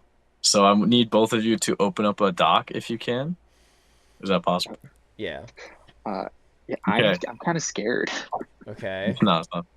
So we are going to be. I'm just going to be spinning a wheel and getting a random team, and we're going to take turns drafting all-time players to build the best offense. Oh. Yes. Oh yes. Can you share your screen for the wheel? Okay. Yeah. I can't because Oh, I'm you're on doing it your on my phone. computer. Dang it. Yeah. I'm on my phone. That's fine. But Okay. But Okay. we yeah. trust you. Yeah. But So Tristan, I you was don't more just so understand just to this. show the graphic for the video of it, maybe. yeah. Tristan, what's But what's really funny is like we used to do this in personal finance, yeah. Oh, Specs, really? or financial planning, whatever it was. Yeah. Like we would just sit there and we did this all the time. So it's bringing me back. So this is making Okay. I'm geeked. Okay. Okay. I will So try and hold how it's up gonna work? my list onto my screen How so it's that the gonna recorder can work see who I have. is we will each get. So write this down on your doc: a quarterback, a running back, 3 wide receivers, and a tight end, and then one. Or wait, 1, 2, 3, 4, 5, 6. Yeah, and then one more flex of wherever you want, Okay. besides quarterback, obviously. Yeah. Um, I'm gonna be spinning the wheel to get a random team, and then we'll take turns picking first, and then it will all get the same team. Is how it's Okay, gonna work. But one makes person will sense. get to go first. So on Are we my gonna layout right now, are we gonna snake it? we're just gonna go like say Brad picks first, and then wait, yeah, Brad picks first, and then me, then you, then I pick first, then you, then Brad, then you pick first, Okay. then Brad, then me. Okay. So yeah, Okay. it's gonna All everyone's right. gonna get a fair shot. Okay. Okay. Yeah, All right. yeah, and we'll just go around till we all have an And offense, and we'll see who no repeats and no repeat all time. Correct? all time. All time. Okay. Yes. See, this could either go so well or so horrible, depending I on Yeah. what have teams get one picked. stipulation I want to discuss. So, say a player played like 1 season for a team. Should we still count them for that team if they show up? Um, If they played a full season, I say I would yes. I would say if it's a full Yeah. season, yes. Or like if So like they if the Griffins show up, can I take Garrett Brita and it still be like, oh my god, I have Garrett Brita? okay, so Okay, well, it's actually. all time offense, right? That we're doing. Yeah. Huh. Hmm. Well, I don't. That's Well, a really 'cause- good point. Yeah, because here's how I feel about this. Because like you could get Lancers and take Tucker Borston, but he's been a salamander for longer and made his. But he was adult- really good as a Lancer Exactly. still. Yeah. But yeah. like- Should we limit it to what they have been known for? Or yeah, because like if I could get the 'Cause, like- Kingfishers, I can take Soren Kelsey. You know, I feel like they have to. I feel like those we should deliberate. Like they should have been like a substantial player for that. Yeah. I like that. You I know, like we that. will- Like idea. if they Yeah. would go into the Hall of Fame with that team listed for them, then it counts. Okay. I was gonna say, let's just say You know what I'm saying? we'll get to it when we crossed it. When Sure. We cross it. Yeah. Yeah, like Okay. okay, King Salazar is in the Hall of Fame as a tower. He's not in there as anything else. Okay. So, like, should we use that as the criteria? I could say you could if King Salazar was rolled, I could say you could take debate him from either As a Tower glacier. or Glacier, Glaciers. but probably not Leopard or Jackal because he wasn't there long enough. Hmm. But he's known for being a Glacier. Yeah, we and a can Tower. deliberate. Yeah, it. Okay. We'll cross it when we get there. Sure. Okay, sweet. All right. All right. I'm so excited. So are we gonna go in video order for the order, everything? So like For me, so like it's I like- have Brady, John, myself. I'm in the. I go me, yeah, John. that's first what I one. have. Yeah, I've got you in my I top see left, Brady. I see Brady, me, then Tristan. Yeah. Okay. so. Yeah. That's the way I see it because it's Okay. it's alphabetical, which is fine. Really, it's Okay. alphabetical. Yeah, it's alphabetical So, from top left. oh my gosh, we have a fun one to start. For our first team, we have the Cobras. And Brady, you can go first. Oh. Oh. Oh. And like, there's no defense, so it's just And Cobras there's no offensive play. defense.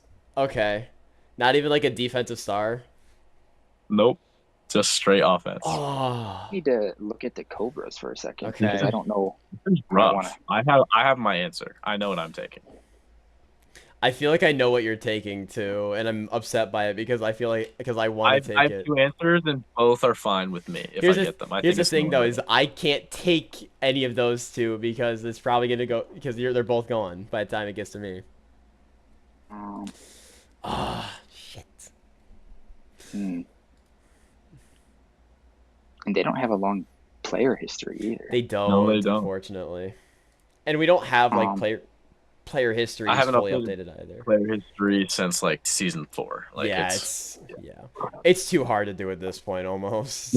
I'm gonna do it eventually. Is I'm gonna have like franchise stats, so Mhm. you'll be able to see players' stats with those franchises. You know what? Instead of, Maybe that's a project after 10 seasons. Like we get like the council and maybe a few other trusted people to sit down and do a big stat purge and Okay, do stuff like that. I'm I was really, gonna do that once all the players were first season retired, you know, and that way we had people to do that with that were Yeah. being updated constantly. That's fair. But yeah, Brad, what's the between three people, but I'm actually going to do something that you guys probably might see it coming, but I'm going to go with Barney Archer. Really? wow? I wasn't seeing that at Because- all. Okay, I can okay. Because I can get feel who I like need. I wide can get who I need receiver then. is one of the bigger places where you can fit stuff. I feel like I could obviously Yeah. have two better wide receivers, but that is a great wide receiver 3, worst case scenario. That is a wide I receiver agree three. with you, but there are two better options there. Yeah, Who I'm I gonna agree. take? I'm picking Denzel Mason. Fuck! Dang it! You did take what I wanted. Dang it. Okay. See, but I also Ah. want Barney Archer because he's from Covington.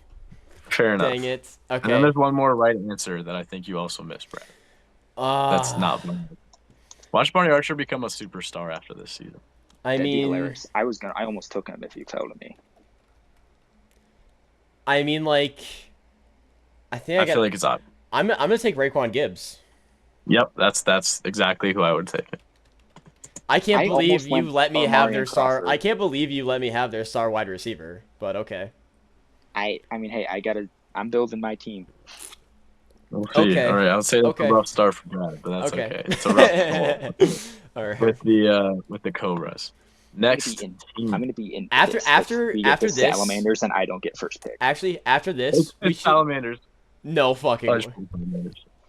After this, we all need to post all of our things in our chat, and then we're gonna screenshot it and send it to the league and say, hey, who's got the best all time Yeah, team. I agree with that. It'll be in the Okay, video so as well, but No. so I guess there's I no guess wrong I'm, answer. there is here, no wrong answer here. I'm but so like mad that I get obviously, third pick. okay. So that's the thing. Here's what I'm gonna think about. Mally is the clear choice here. Yes. If I don't take Mally, you get Mally. But do I No. feel confident? There could be. Stop. No.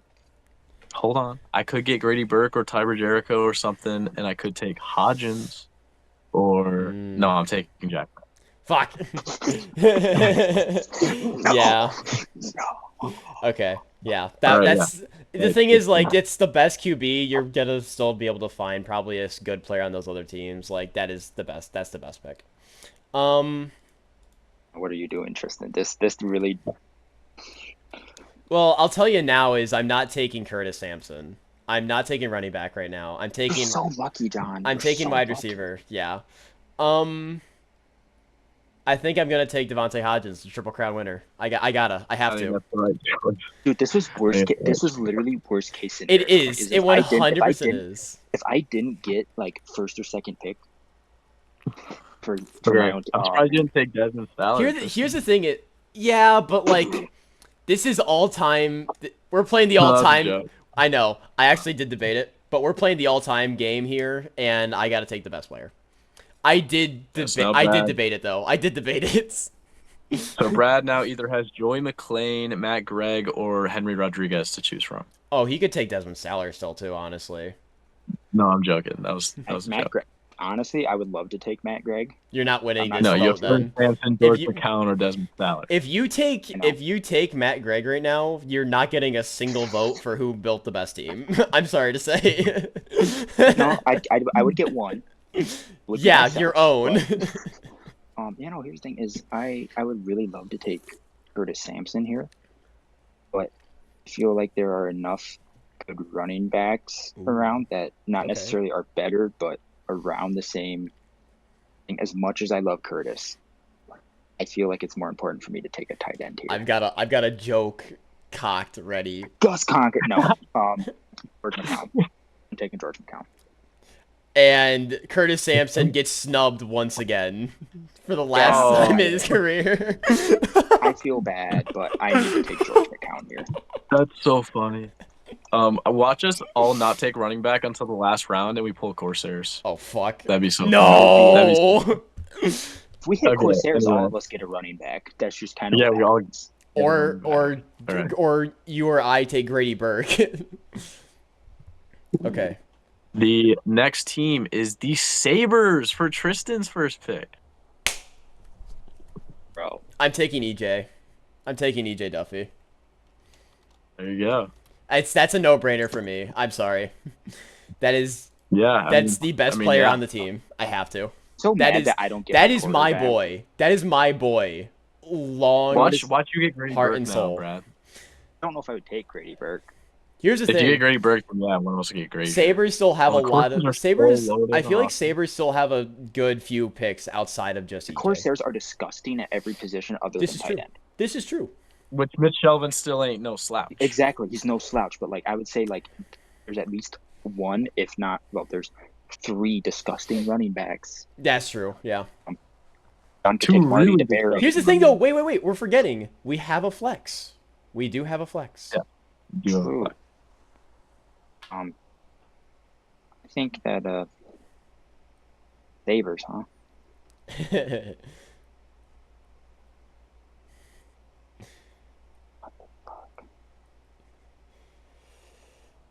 I don't like that you're covering your mouth. I think there's a right answer This here. is is not the one thing. I want to be picking third on. No, I it's don't. not. This is not one you want third on.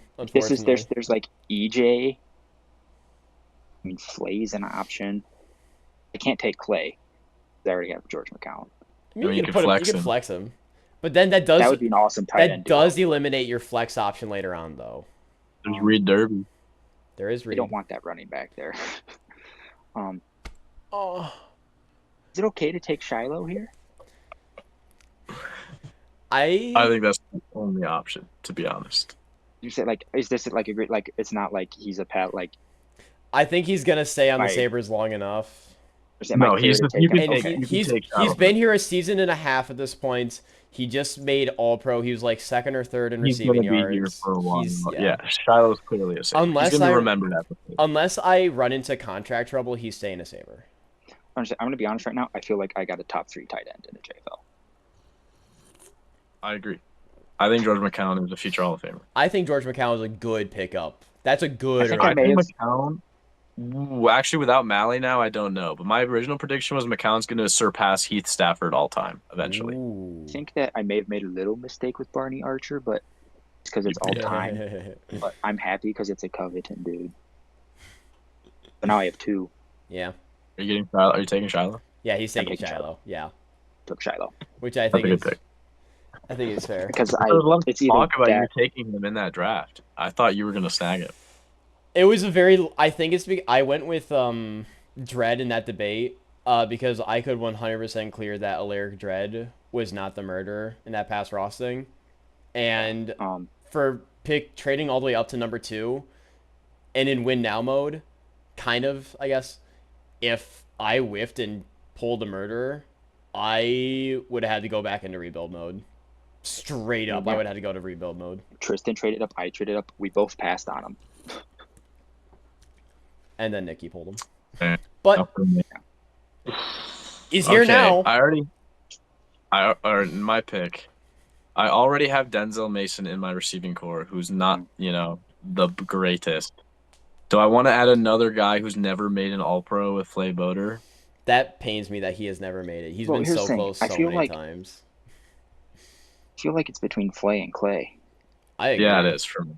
It is. Yeah. And the thing is, like, I'm thinking about Clay because I feel like that 2 All-Pro season Now, was if I was so gonna say, good. if you take his prime of season 7 is like legend. Like that's a top 5 tight end season. I think My biggest thought right. here, I'm gonna take Clay, Okay. and so because we just talked about there's not that many elite tight ends all time, Yeah. and so the likelihood of us pulling those teams when McCown's already gone as well, is slim enough that I'm not gonna get if we get Bowen and I'm not the first pick, I'm not getting Bowen, Yeah. So I'm gonna put Clay in the tight end slot, and then if we do pull one of those, I'll just put the other tight end in the flex. Yeah. That's So I feel I'm like gonna take. Clay I feel like you guys Schlesinger. have really good approaches right now. Also just kind of how the picks fell out. Yeah. But I feel like my biggest issue is my team is very young now. What? Oh Wait, my God, I was that's actually crazy. just about to say, are we counting repicks or will we spin again for teams? We'll do the same team again if we pull Okay. again. Okay. Oh God. Guess what I That's just pulled after we just talked about the tight end thing? You did not just pull the Emperors. I pulled the Emperor. Fuck! No. You have a flex. You have to. You have to. Like, Oh my God. McCown and Bowen together. you have to. Especially when your receiving core has Barney Archer in it already. I think you have to is the thing. I already know who my pick is good. I think actually I could pick No, this you guys I are could friends. pick this entire round myself and it would be the exact same. 100%. Warren Feltz Creek. No. Ha! I got Tristan. I don't know. I'm going West Bowen. Yeah. The luxury that me and Tristan both having our quarterbacks, Brad now has the luxury of not having to take a quarterback unless he really wants to. Yeah. Wait, Watch what us pull the Sharks and you can't take a quarterback. You're taking Bowen, right? Yeah, he's I'm taking taking Bowen. West. He took West There's Bowen. no option. No, there's Otherwise. not. It's West All Bowen. right. There is, but I know who No, it's me. I know who I'm taking with mine. watch John take him. I know. I know who John is taking. I know who I'm taking next. I hate this because my plan was get a superstar tight end, hopefully, in the flex after Clay. Yeah. But and I've then get a got two superstar of running back somewhere because it's so much easier to get a running back. But now Brad has 2 of the tight ends, and the likelihood of us pulling Jackals or Admirals. Leopard with me or Admiral, that would be okay with that. With But I want running back, a superstar running back. But if I take Thurman Jiesman, I don't want to take Russell Boone's when I already have Denzel Mason, and so I have to take Jiesman, You I could take guess. Metcalf if you wanted to. He's gone from the Emperors, but I'd still consider No, him I'm an not Emperor. taking Metcalf. Boone's is better than Metcalf. I know. Boone's is better than Metcalf. I'm gonna take Thurman Jiesman, I guess, but that Yeah. really upsets me. That I And really Tristan upsets was me. I'm playing honest. Sorpian. I was about to say I'm in a very similar situation, but I think I've got to take Prince Sorpian as the next one. I think I've got to take. Really? I don't think there's a better one on the board right now. I think I have to take Okay, Sorpian. okay. So just to I be don't clear hate right that. now, you guys both have taken a quarterback and a running back. Yes. Yeah, This may have worked out for me, it might. depending how the wheel is. We'll find out. We'll I'm see. the We both have really good quarterbacks. I'm the only one who hasn't taken a tight end yet, but both you guys have got flexes available still, so that scares me. I don't. Oh, you don't have And flex Bowen- anymore, yeah. Bowen He and McCown. doesn't. So the only I'm competing with John for tight ends now, still. Dude, somebody's gonna get stuck with a stinker at one of the Yeah. last picks. Can't wait for you guys to get like salamanders and have to take H-Rod or Sardo Smear or Oscar. I'll take Guess Guess what Concrete. we just got the salamanders again. This has got to be fucking rigged. Wait, am I first pick again? Yes, you so- are. Oh my gosh, this is This amazing. is messed up. This is fucked. This is the Just best do it. team for it to be Just like do it. 2 times. But why have I gotten third pick both times? That's actually insanely funny. Your own team, your third pick. Twice. Twice. I actually don't like this. I get Samson or Staller. Mm-hmm. Samson's a Hall of Famer. But then I'm stuck with my running backs, Thurman Jiesman and Curtis Sampson. I kind of want like a Danny Krudge and Ernie Gecko, Icy Danzler, or a Frazier Pershing to give my team a step up because I don't like where my receiving core is going right now. So I think I'm going to take Staller. Yeah. Because I think Staller's, also a future Hall of Famer. And Oh, easily. There's also Roy on Sharp. truth, Tristan, take Royd on Sharp. Could I He take was Soren actually- Kelsey? You could. I would say yes. Super Bowl winner. I'm stupid. Soren I'm Kelsey stupid. coming home, Oh. baby! Listen, I was hoping that you guys would forget about that. Nah. Oh my god. However, I'm Soren this Kelsey worked spent the out. majority of his career as a salamander. Yeah. I think. I'm actually stupid. Well, now he's been a leopard longer, I think, but by like 1 season. But However- Can we Oh count my that one? God. Can we count him as a salamander though? Yeah. He was still a salamander for like Absolutely. Yeah. 3 seasons, I think. He won- 2 or 3 seasons. he won best receiver and a Jupiter Bowl and Okay, 2 of his yeah. all Yeah. as a salamander. Okay, cool. So I can't believe I forgot about Soren Kelsey. My receiving core So right here's my now option. is so fucking stacked with EJ. What Hodgins do you and have? Kelsey. Hodgins, Kelsey, Gibbs behind EJ Duffy. I'm actually furious. I'm a moron. what's your team looking like right now? Mine? Mally. Yep. Mally, Jiesman, Staller, Denzel Mason, and Clay Schlesinger. I think right now Tristan probably has the best. Easily. No, Tristan easily does. Tristan has 3 Hall of Famers. I have 1 right now. 3. Tristan I've could got easily- 3, maybe 4. Depending on Tristan how could easily Raekwon get- Gibbs keeps going. Red Tristan Gibbs could- is not. He's never made an All-Pro. Oh, that's fair. Tristan could easily get boned on tight end. I could. I don't think it matters. Or he could also get a stinker running back. I've already got Yes, Sorpian. That's not a No, but like stinker. another mean- stinker. Sorpian isn't amazing. I would say Sorpian's easily the weak, Oh, the weak. yeah, probably. He's Never probably an the- All-Pro. He's probably the weakest running back here that we've picked so far, easily. So But like, he's Well, still he- not he a has bad the running 68. back. He's not a bad Guys are- running back. so No, here's my fine. issue. I could go Matt Gregg and do the funniest thing ever. No.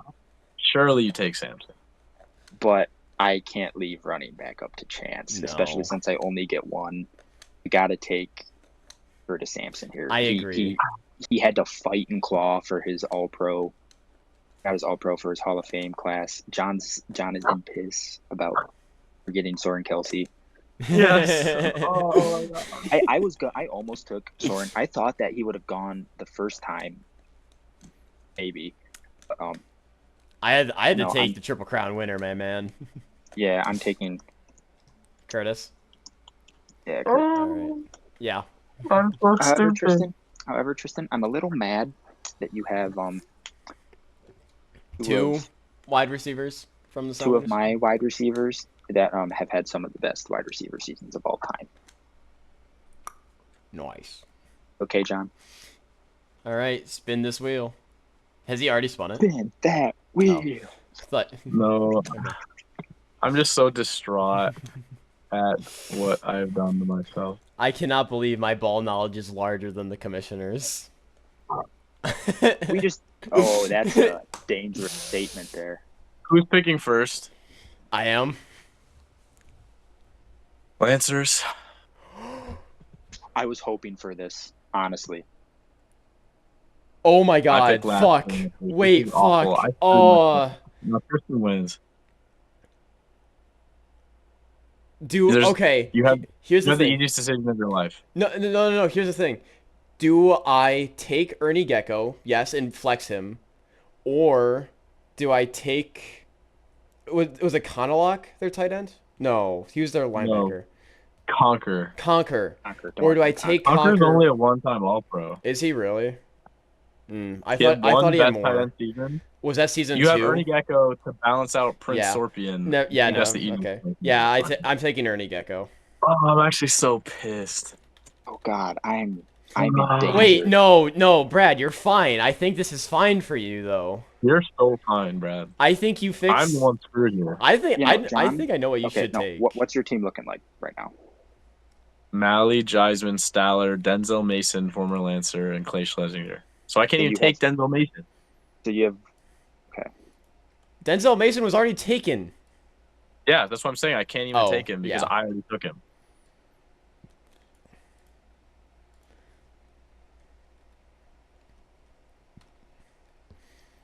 I think this decision for Brad is easy. Mm-hmm. Wait, Brad's looking at the website. That's cheating. If I looked at the website, I would have got Soren Kelsey. So Oh, I didn't. I've been I'm looking checking- at current I'm like checking teams, to but I make- haven't looked at. Yeah, I'm careers looking or at. I'm anything. checking to make sure that this dude actually played there because I'm pretty sure, but I'm also messed up in the head. I think. and I can confirm. Brad, have you taken QB yet? I haven't. Dude, Okay. this is your opportunity right now. I don't know. Do you want to go with Cruz Gibbs? Yeah, he had an Do you MVP leave it to season. chance? He's pretty awful outside of that. But do you leave it to Garrett Breida. chance? Yeah, you gotta take Garrett Breida Yeah. there. I was that- Yeah, also thinking. Brad sucked with I was whoever's on the also last- think. I was also thinking of no. Garrett Breida. I would say yes. I have to gamble. He was here. drafted there, Like- so like I would count him there. I know. Yeah. But like, first thing, like, absolutely, I could take Cruz Gibbs, and he had a great MVP season, won a Super Bowl.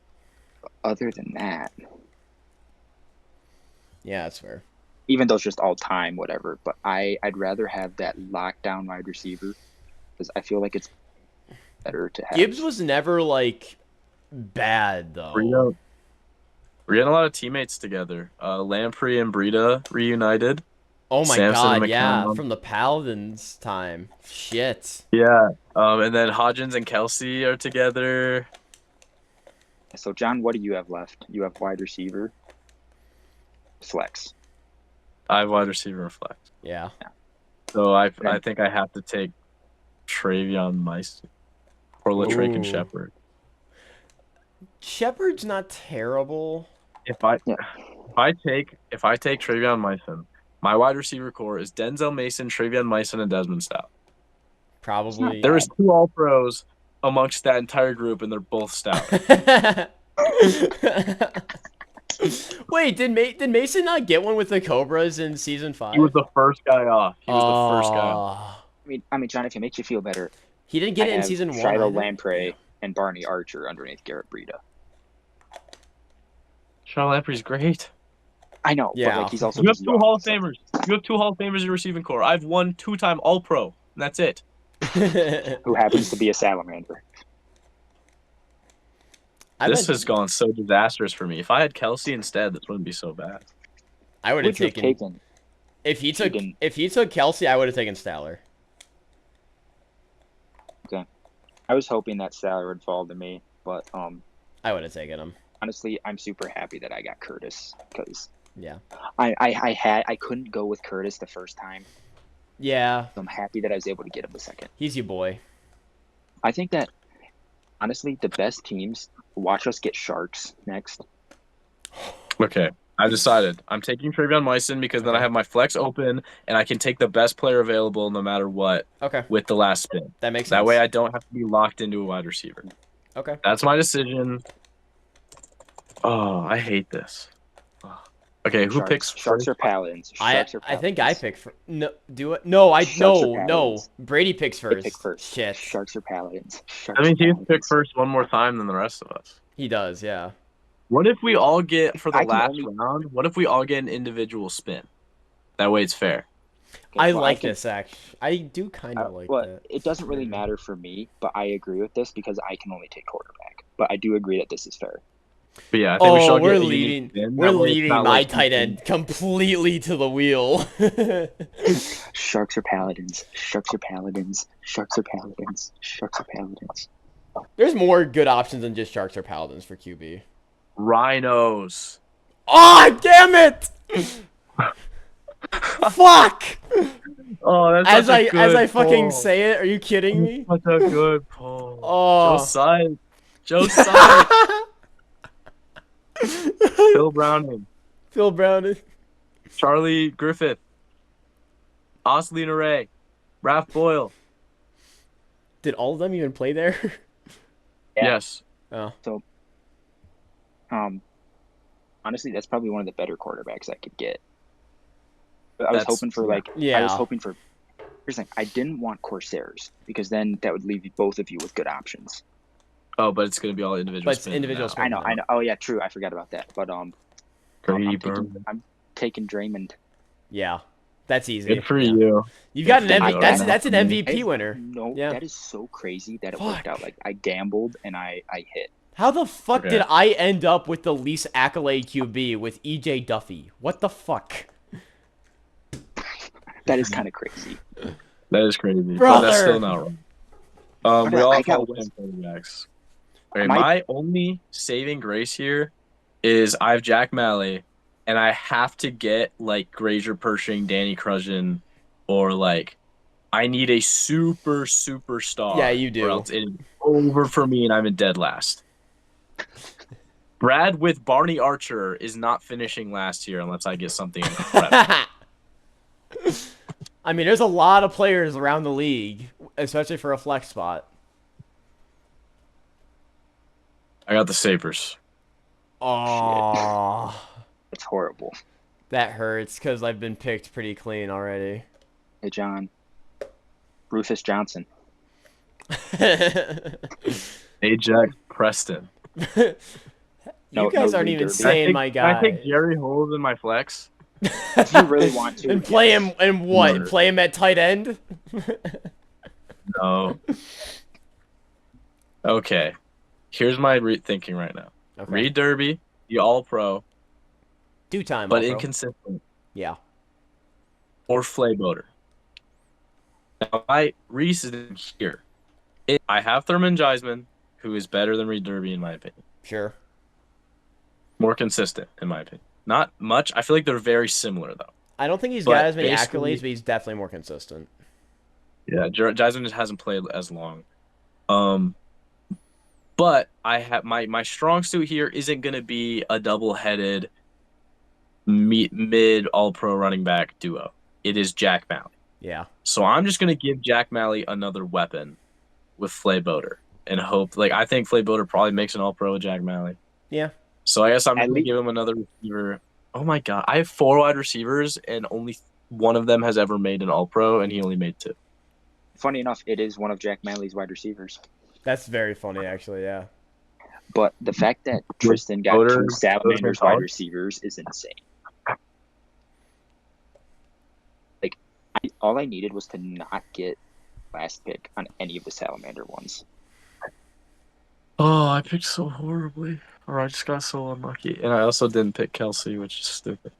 All right, now for the final Please pull. give me a unique team that hasn't been pulled yet. So what do you need, Tristan? Tight end? Tight end. I hope it's like What is it? Why are you looking at me like that? Say it.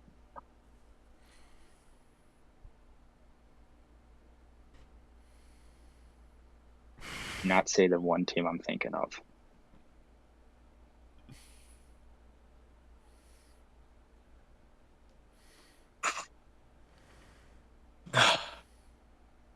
So It's the Jaguars.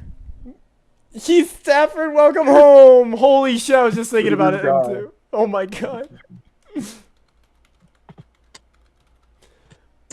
Let's So you're getting Corey go. Vandenberg. What? Heath Stafford, welcome home. Holy. Okay, so honestly, I still feel like we shouldn't send the rosters to the chat and have them vote until after the episode is out. That way they can watch and see it real time. Okay. I'm just gonna post what I have like in our own thing, and then because I want to really look at happy these, about mine. I want to look at all these like in here as well. Imagine if I got Tyler Jericho though. Yeah, let me read off these last. Here. We had too many repeats, whoops. but anyway. Team John, quarterback Jack Malley, running back Thurman Giesman, receiving core of Desmond Staller, Flay Boder, Travion Meissen, and Denzel Mason, with tight end Clay Schlesinger. We went 4-4. For the favors, not the Sabres, for the Tristan, For the Tristan. Quarterback EJ Duffy, running back Ernie Gecko, backed up by Prince Orpheum. Receiving core Devontae Hodgins, the GOAT, Soren Kelsey, his friend, and Raekwon Gibbs, with tight end Heath Stafford. 14 Brad, quarterback Draymond Daniels, running back Curtis Sampson, receiving core of Shiloh Lamprey, Garrett Breida, and Barney Archer. And then the best tight end duo you could ever ask for, Wes Bowen and George McCown. Now, I think this is a pretty clear loss from me. I think it's actually debatable between you two. I do too, actually. Debatable. Yeah. I think Tristan wins only because Brad took Barney Archer. I think if Brad took Gibbs or Denzel Mason instead of Barney Archer, I think it's like so close that I don't know. But because Here's my reasoning. Actually, either way, I think Tristan wins, but it's closer if you don't take Archer. Here's my reasoning. DD7, a little bit better than EJ Duffy. Yes. Hold on. Let me get on my screen so that everyone can see it. Daniels beat out EJ Duffy for MVP. I know. I know. You've got me beat on the running backs. You have me beat by a significant margin. Wide receivers, but I do have Garrett Breida and wide receivers is close. Wide receivers is close. It's so close. But I think that my those two tight ends, I think, are enough to make it. It's a conversation. So, but I think it's so good too. I honestly think both Wes and George McCown are better than Heath Stafford. I think Heath is better than George right now. Definitely not Wes, but I think Heath as of now, Heath Stafford is better than George. So I think when it's all said and done, George will be better, but I understand that. Yeah, I agree. Potentially, with you, because I think my biggest issue is I have some younger players. Yeah. My team is so bad. Oh my god! Could you imagine if this was defense? Dude, the defensive one. If we started, if we included defensive players into the draft, man. No, imagine if this was only that changes the only so defense much. one. And we got the Salamanders twice. Next episode we should do defense. Okay, that's what I was kind of hitting at. All right. I think You pull Sabres and all the linebackers go off the board first. Yes. I'd rather take Allen Russi. Okay. Hashtag bias. If you have to take a Sabre, literally 1, 2, 3 is all linebackers. Like guarantee it. Give me Cedric Hampton. I will take Did more Stu Day. Upton play for the Sabres? Yes, he did actually. Oh, that's something we need to talk about. I pulled him out of free agency and then I traded him to the Cobras. New announcing crews permanently for the JFL are going to be announcing games every week. Jack Malley, notably with Marvin Smith, are going to be doing the opening games of every single week. Stu Upton is one of those announcers. Let's go. Lancer Super Bowl champion linebacker and also played for the Sabres. Stu Upton with Kyle Montgomery. Yeah. Yeah. Technically both of them did play with the Sabres at one point. Truth. I had to pick Barney Archer because it kind of mended the hit in my soul from not getting him after you guys made it very feasible that I could get him. I actually liked him I liked Archer in the draft a lot as well. He's actually been pretty solid too for the kind of situation he's been in. He's not bad. He's a decent player, but not on he should never be showing up on an all-time list. Yeah, I may or may not have forgotten that on the first go that it was an all-time. Right, I just saw Barney Archer and was like, oh, coveted. I forgot Soren Kelsey, so there are worse things that happen. Here's the thing: I almost went Soren Kelsey with my first pick, but I was like, if I don't, and we get back to Salamanders, I don't get George McCown. Yeah. True. Yeah, I almost took Gus Concrete, honestly, and I was like, wait a minute, Soren Kelsey was there. It worked out for you. I could have had Gus and George. Miss Gus Concrete. Yeah. Well, is that gonna do it? I think so. This is Larry. Hi, Larry. Larry's been popping in now. This is gonna be our longest episode ever. Because this is a very long episode. A huge welcome back from the Around the JFL podcast. We're gonna be trying to do these more often, talk about a lot more, have more people on. We hope you watched all the way through and enjoyed. Tony, I know you're listening to this when you're working out. I love you. Tony, thank you for watching, Tony. Put your white girl bangers back on. Yeah, white girl bangers only. Put your performative male music on. Oh yeah. Go ahead and PR.